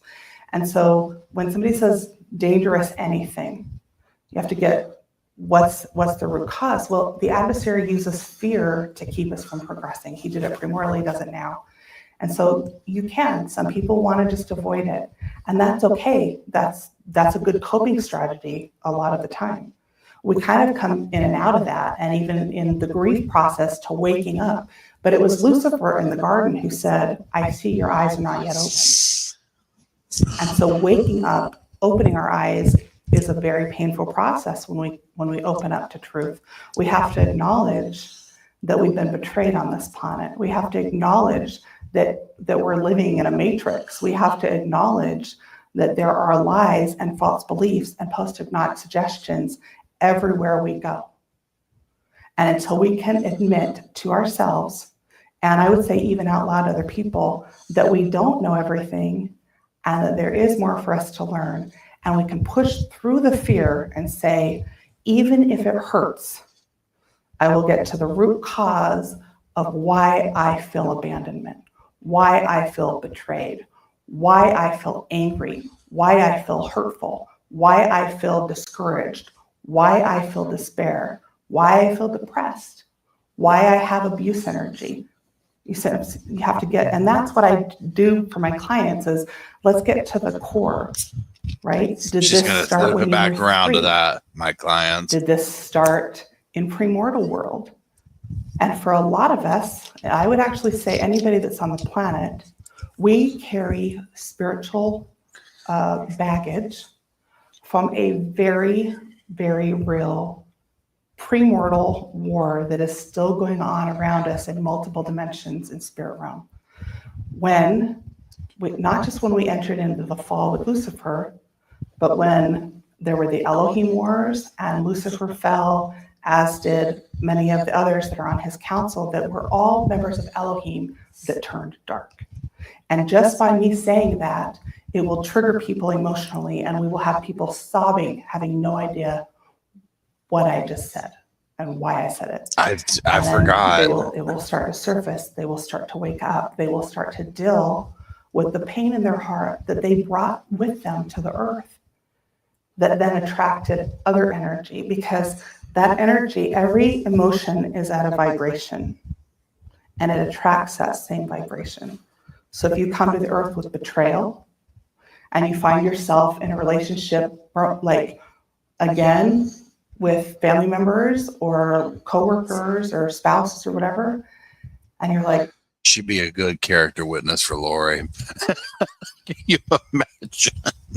Imagine letting her up on the stand in a narrative format. No, they pass laws to not have that happen again. why do I always end up in abusive relationships? How come I was cheated on 3 times? Like, why are these patterns following me? And then that gets into patterns. Something else that's been discussed is patterns and what patterns are of the light, of the Lord versus not. And I would just say that Melanie's description of the patterns is partially complete. There are more patterns that she's not aware of. So there is truth in what she said, but it's incomplete truth. Do you miss your membership in the church? Yes, kind of.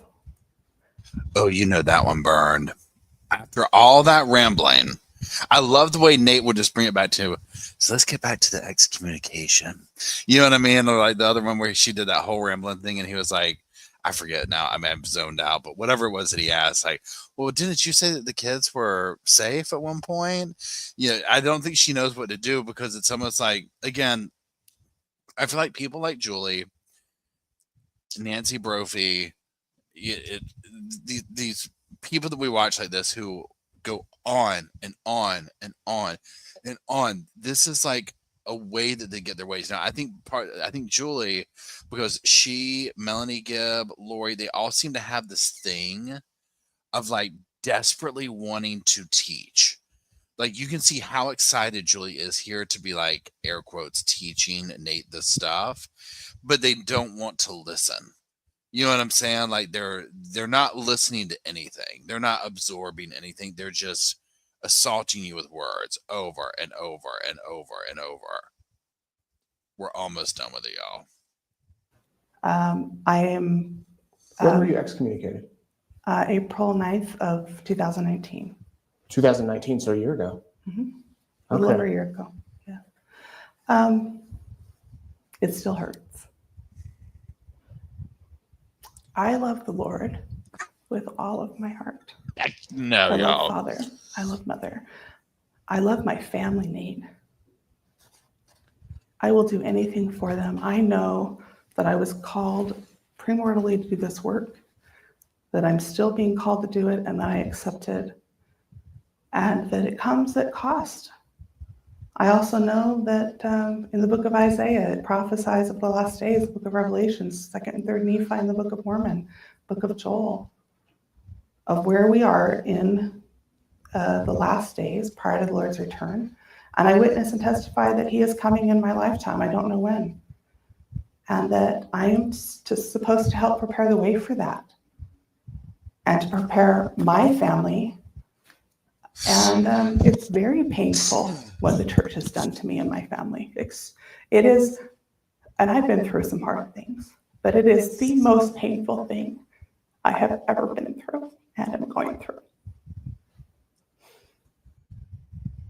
Now, I do not know how this works or anything, but if anybody has insight into this part right here, is, and I'm going to, for lack of better terms, I would say when she's like talking about being excommunicated. So let's lump this term of traditional LDS or Mormon or whatever you want to call it. If that, so you have this over here, if someone like Julie or Lori or Chad or these belief systems rolled up, I mean, for, whatever, rolled up in the church talking about this stuff, is that immediate, like, you're gone, you're done? Like, is this like what are you talking about? You know what I'm saying? Because like when she's like, oh, I've been excommunicated, I'm like, well, I'm sure because you got Lori, you got Chad, this whole crowd seemed to be this whole belief system getting thrown out of the church or excommunicated or whatever. Now, I think Julie here also loves the attention of being excommunicated. You know what I mean? Like, she just seems to love attention no matter what it is. Like now we're crying 10 minutes ago. We're doing this. Now we're going to be doing that, whatever. Adriana says it's false doctrine. They use the name of the church to make money. Yes, I totally agree. Because it seemed to me too, what they were doing is going into the church or ones around them to, how do you say it? I'm so like, she's worn me out now. What is the term when you're going and like getting people to join you? You know what I'm saying?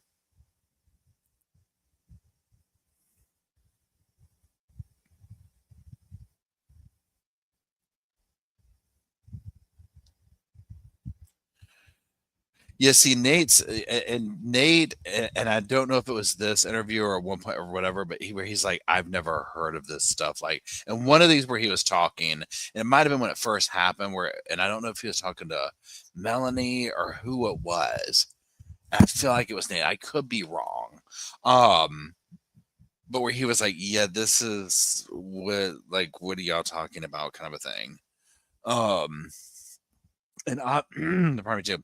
And obviously, whether you want to call it shame or hurt or whatever Julie's going through with being excommunicated, whatever, it's again that whole thing of just like, well, yeah, I've been excommunicated, but I've got this vision and blah blah blah blah blah. I'm still doing good over here. Hold on, hear me out, and thank you. Hear me out. It's my art. It says, from my understanding, you're excommunicated in the church, but also you're shunned by members in everyday life, not just the church activities. Julie. So I wonder if like Julie is like shunned by her family. Was her whole family excommunicated? So Heather says you're not technically supposed to be shunned, but yes, you pretty much are. So are we talking about like with the shunning? Are we talking about like in the way of, I'm making this up because again, I mean, I don't know. Not maybe like a formal one like we see in some other situations, but like I'm in the grocery store line, so-and-so from church or family is in front of me. They're not going to talk to me level, or like, you see what I'm saying? On cut off, banish socially. Okay. So would it be like mom and dad aren't going to invite me to their birthday party anymore? Okay. Ghosting. Yes, Vic. We call it ghosting, right? Yeah. In my terms, it's ghost. So you've been ghosted, right? I get it now. Hold on. It's a weird kind of shunning, like, oh, I feel sorry. I will talk. Okay.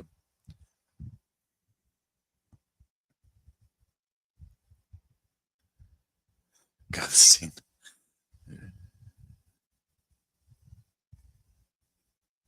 You won't go to the wedding party. So then, like on that level, is it like you just need to pack up and move? You know what I'm saying? Or is it like word travels?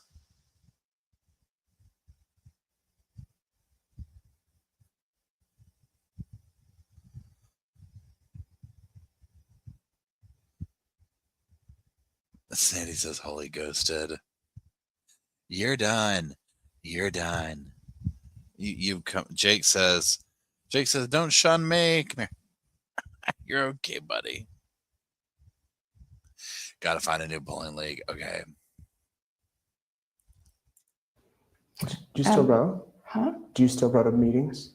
Well, no, they got COVID. Well, you're right. No, I have home Pre-March. church with my family every Sunday. You still Yes. read the scriptures? Do you still Yes. believe the Book of Mormon? Yes. Do you believe the 12 apostles and the first presidency? I know that we've been infiltrated. I know that Infiltrated meaning some? Yes. Mm-hmm. You believe some of the leadership of the church? Yes. Mm-hmm. See, now this is where she's going to try and have this like otherworldly. You see what I mean? Like, well, I know that we've been, again, I don't know the historical narrative, but just because of what I've seen of her, this is my opinion. So I could completely be wrong on this, but it's like she's trying to make it like she has like tea on the main people. Like, well, we've been infiltrated. Oh, yes. Oh, yes. Mm-hmm. I can't tell you. Now, maybe if you want to buy my book, it is coming out. You know what I mean? Like, this, just that whole thing.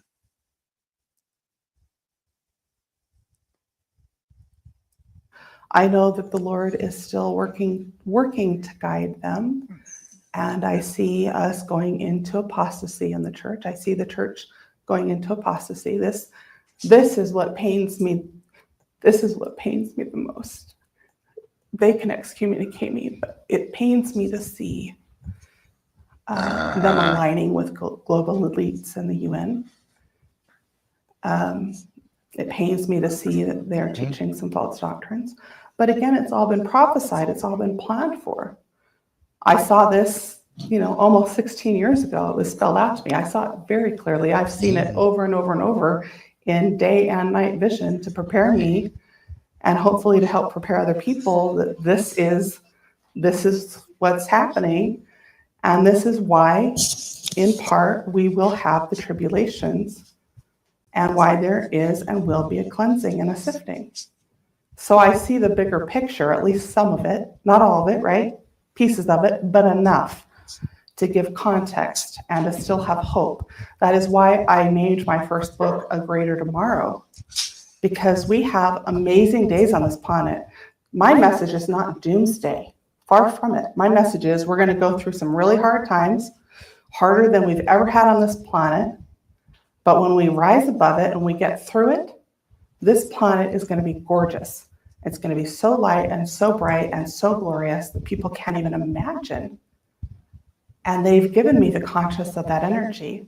And it's the same with my excommunication, right?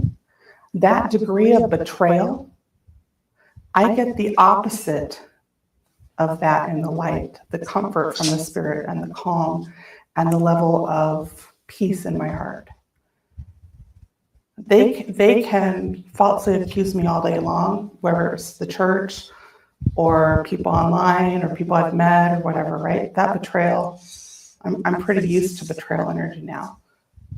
But when they affect the people that I love, which are my friends and family on both sides of the veil, that are being lied to, that are being manipulated or coerced or controlled or abused in any form of fashion, no matter what the institution or organization is on either side of the veil in any dimension.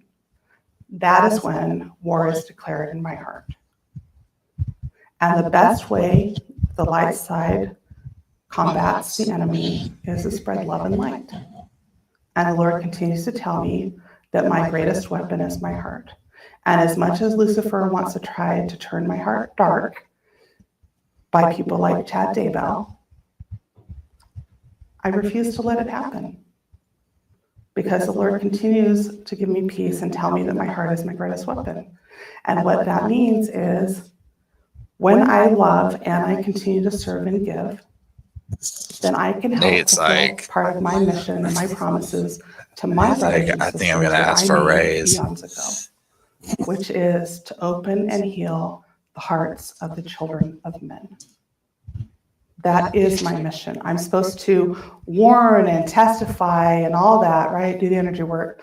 But it really at the core is to help open and heal the hearts of the children of men so that people, as we go into the dispensation of the gathering of Israel, people can have their hearts opened and softened to be receptive to the Lord's gospel. Hey, Slow. How's it so they can going? go into the light, whatever degree that is, so that when I see Charles, and hopefully he's listening, he can know it's going to be okay. Have faith. The truth is going to come out about how you died. The truth is going to come out about what you did to try to help Lori. The truth is also going to come out about how he mistreated her sometimes. And if he can push through his fear on that, then he'll move more into the light, right? And if Lori and Chad can humble themselves and look at where they went wrong or where they are going wrong and how they can correct their own energy, and hopefully then that has a ripple Hear me effect. out. Says 2007 And, PBS Frontline Doc And it on really Mormonism is good. starts at the Okay. heart. Thank you. And that's no different for Alex, right? If he is guilty of murder, well, we know he has killed someone, and that's got previous consequences. But even those who murder or commit suicide, there is hope. It is not over. There is still repentance. 2011. Does that Hear me make out. sense? Says. And that's a false doctrine that's been taught. That, if you commit suicide or you murder, you're just damned forever. That's a lie. Lucifer would like you to think that because those are some of the guys he recruits the most. He gets somebody just out of the veil, and they pounce and they shame, and then they're like, it's over for you, man. Christ will never accept you. You can never go. You're never gonna be able to go to the light, let alone the celestial kingdom. So you might as well serve us. You can rise in our ranks. And it's a load of crap. It's just not true. What do you say to Chad? Yeah, I Julie. say, I love you, Chad, and I'm really, really sorry.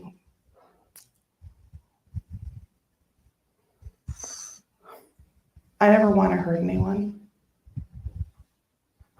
Just by speaking out in the last several months, it hurts people. But he's hurt a lot of people, and I hope that he will hear me, that I'm not doing this from a place of vindictiveness. Uh-huh. And Tammy has asked me to try to wake him up. Has asked me to speak the truth. The Lord has asked me. I want him to know that he has betrayed Tammy terribly, whether he thinks she came to him or not and told him to marry Lori. That was a false spirit. He is deceived. He has been deceived.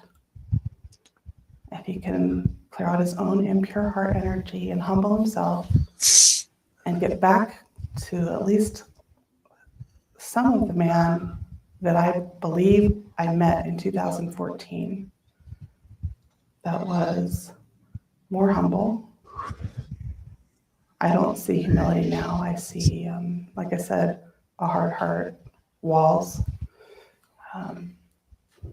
There's more I see about purse energy and some attacks that have been very physical that have come directly from Lori and Chad as a result of me speaking out. And I want him to know that I'm aware of those, and that the only way I've been able to clear that when I have been physically attacked and had visuals of him involved with some of those in Lucifer's council, the only way it's cleared is when I have acknowledged to those practitioners who are helping me through that, and I've actually said out loud, I see Chad Daybell wearing this. I see Chad Daybell doing this. And then the energy will clear from my system, the attack will stop. And Chad knows what I'm talking about. I don't think he does. And whether it was a conscious thing he did or not, some of it has been conscious and some of it's been in spirit realm that he might not be fully conscious of in his body. But at the root of it, repentance, acknowledging selfishness, acknowledging lust energy, acknowledging that he's been deceived, acknowledging that he is hurt and is hurting his children, acknowledging that he's made mistakes and that he is not the Davidic servant. He and Lori are not the Davidic couple or in the Davidic presidency. They never have been and they never will be. They have been deceived and used by Lucifer to further Lucifer's plans. And he does not have a mission or a role working with the 144,000. They are not translated. They are not on track for that. What they are on track for right now, unless they repent and stop what they've done and correct the energy, is a path of continued destruction. And it's not too late for them or anybody else within the sound of my voice to see the light. Julie Rowe, thank you. I just want to say a few things. But you already Thank you have. for your time. Thank you for listening. I appreciate the work of those working on behalf of the light side, wherever they are. For the light warriors, for the ministering angels and the guardian angels, who literally put their bodies on the line every day for those of us in mortality. I love all of you. I love our family. And when I mean the family, I mean the entire human family, wherever they are, because we have a lot of worlds involved, right? This is the big universe. And we are in the winding up scenes in the last days, and Christ will come. And he'll do it in my life. I am 48 in January. And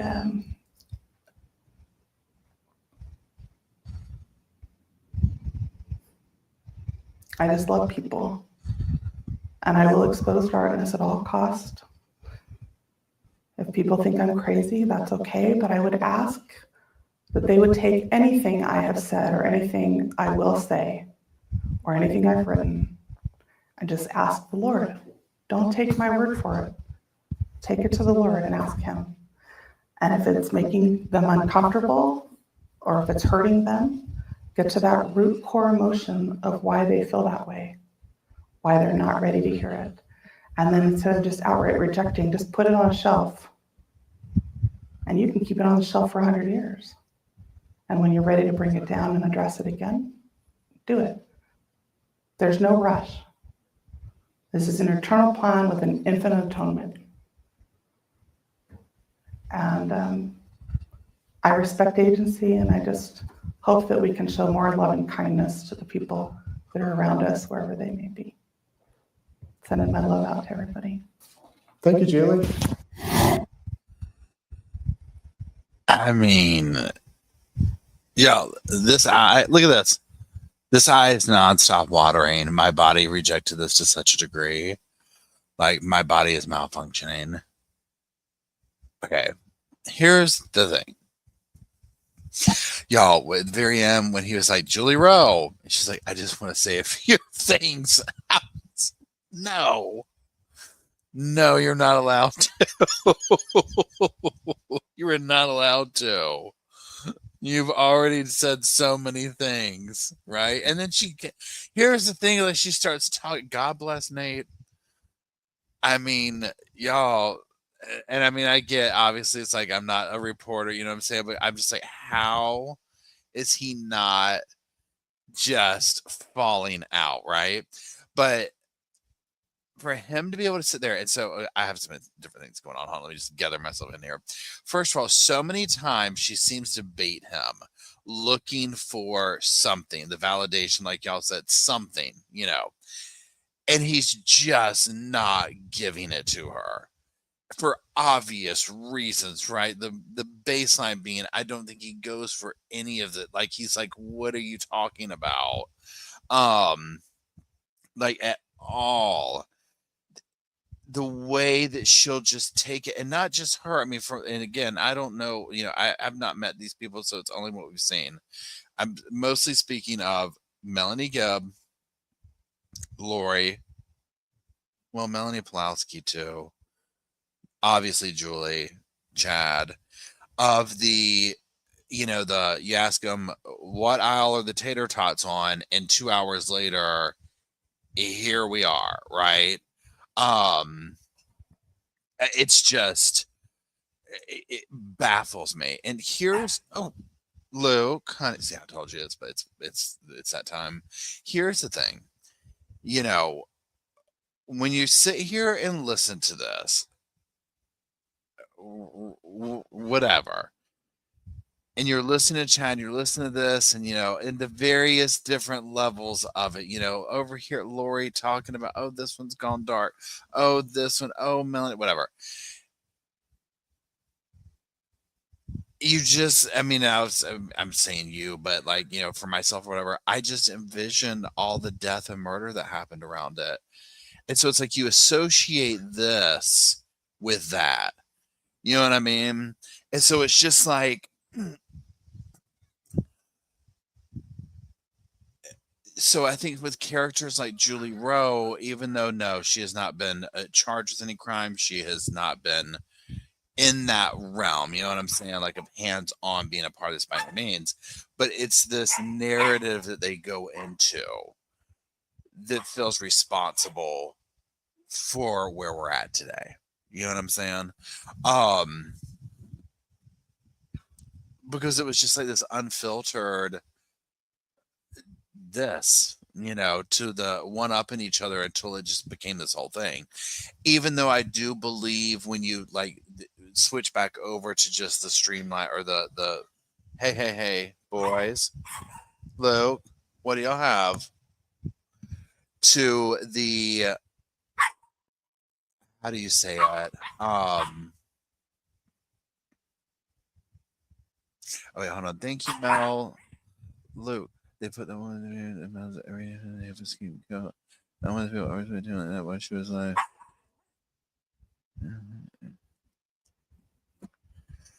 Wait, every speaking like that. Hush.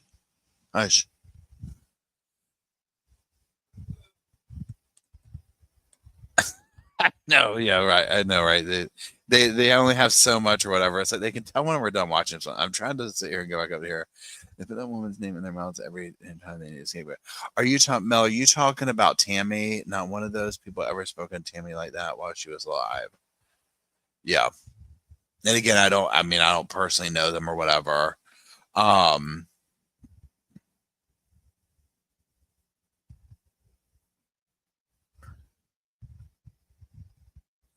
just reading your things real quick. Yeah, Daryl Brooks was intense.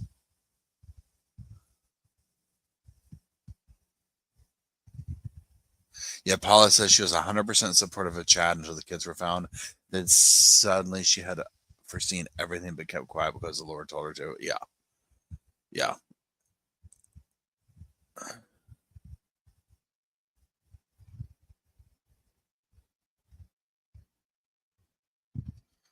Oh, that's interesting, Kresha. I know, right? I really am just their chew toy, literally. So yeah. Now what we can also let me go ahead and ask you all this now. Okay, so obviously, what is tonight? Thursday. Trial starts Monday, right? Sunday night, do y'all want to watch another? What would y'all like to do? Would you like to watch another interview? We have Zulema, we have Melanie. I figure we do the Melanie Pawlowski stuff for the Brandon trial and do that more closer to that. You know what I'm saying? Because that's obviously more aligned with that or whatever. Or we could do something completely different or whatever. So, just let me know. I believe the trial start, is it 10 a.m. or 10:30? I think it's 10 a.m. Monday morning. Mondays through Thursdays, either 10 to 10:30 a.m. to 4:30. I'm sorry, 4:30 p.m. Of course, it's out in Arizona. Starts Monday. 13 men, 3 women on the jury. 4 will end up being alternates, lottery style. Zulema was another one. Yeah. Zulema, remember 10:30 Pacific. Okay, stream starts at 11. That's right. Thank you. They're going to have a 30-minute delay. 30-minute delay. Yeah, Zulema was another one that gives a lot of insight into what was going on with the group or whatever. because there also was this vibe, especially with like Zulema and Melanie Gibb, of almost like, and obviously Julie too, but I feel like Zulema and Melanie Gibb were more involved in the inner circle of the, oh, everything's gone down south. Um, I didn't believe that. You know what I'm saying? Like, hands off. Everyone ran screaming when it was just like, and when all these stuff started coming out, it was just like this, like, what, why wouldn't you say something? Like, what, huh? Again, I remember, I mean, if you follow me for a while, you've heard this story. Denise, who she is unfortunately no longer with us. But I mean, I'm talking, y'all, she was hanging out in here when the sofa was just like a little love seat, and the camper and all that. And she started talking about this case, and this was like right in the beginnings of it, where, nobody knew what happened. It was like, yeah, there's this case and these kids are missing, and the mom ran off to Hawaii. It was very new, and we didn't know whatever. And I was like, yeah, my opinion is either she's going to produce the kids, because I thought, like most people did, it was like, this is some cult. The mom, meaning Lori, has like shuffled them off to be hidden away. Because I mean, no, you don't want to sit here and think that this, you know what I mean? Like, that what we know happened happened. It's the last thing. It goes against our very human instinct. And so years later, here we are. Here we are. So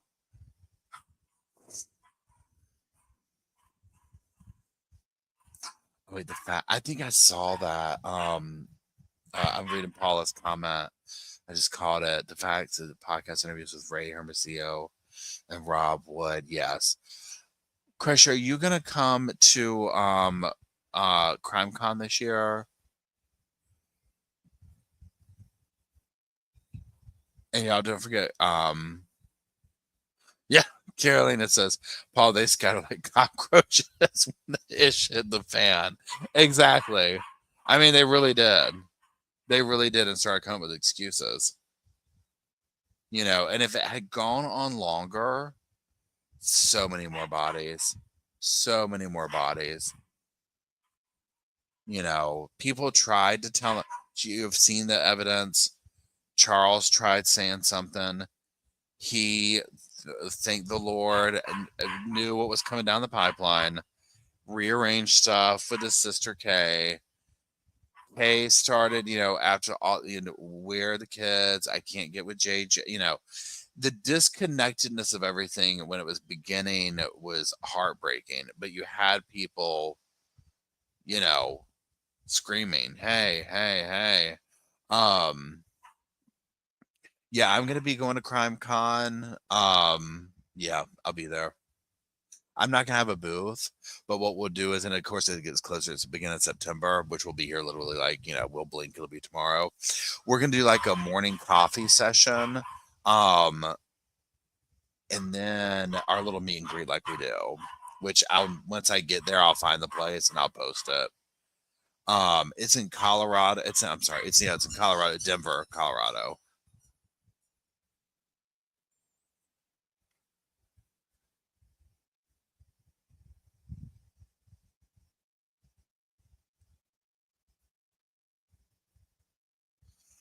And Emily's gonna be there.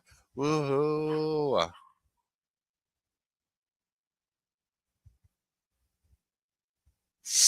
No.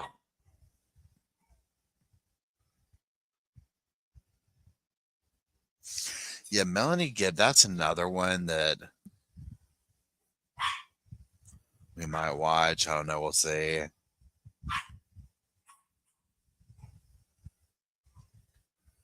And did Lori Horror once for all.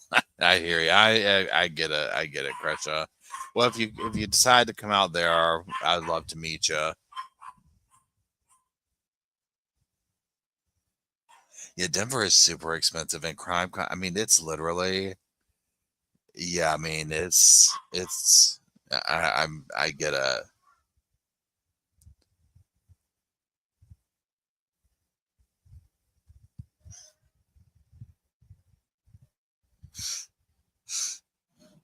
excuse me. Okay, so y'all, I said y'all didn't, y'all, I'm gonna go. Because I am now, my body has rejected Julie Rowe. She has put me to sleep. My braineth can't braineth anymore. It was already holding on by a string anyways. So I'm gonna go to bed. So today is Thursday, right? So Sunday we will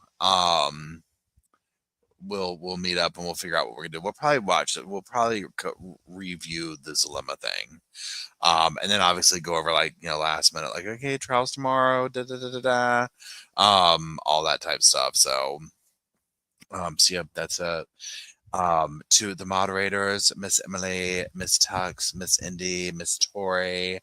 I hope I'm not missing anybody else. I appreciate you being here, holding the sofa down, keeping the cushions fluffed.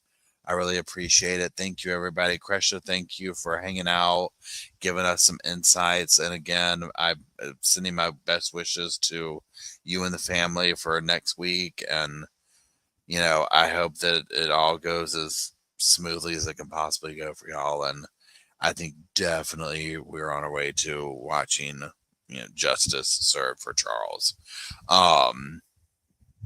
So that's it. Y'all have a wonderful Friday. And that's it. We'll do our little palate cleanser with our song from Slow Morrison now. But that's it. I appreciate everybody. Y'all have a wonderful Friday, a wonderful weekend. I'll talk to y'all over the weekend. And I love you. And we will see you very, very soon. Good night, everybody.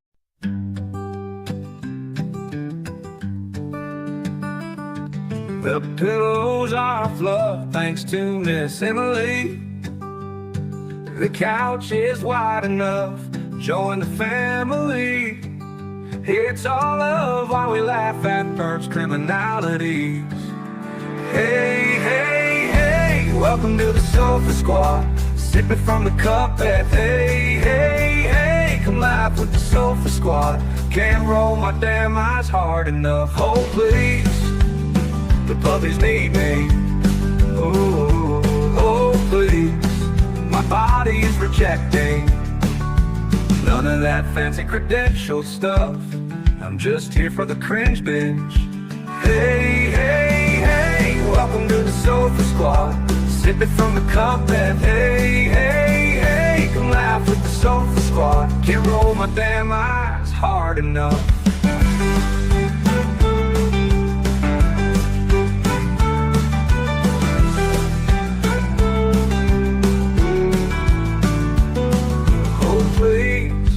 Puppies need me, oh please. My body is rejecting none of that fancy credentialed stuff.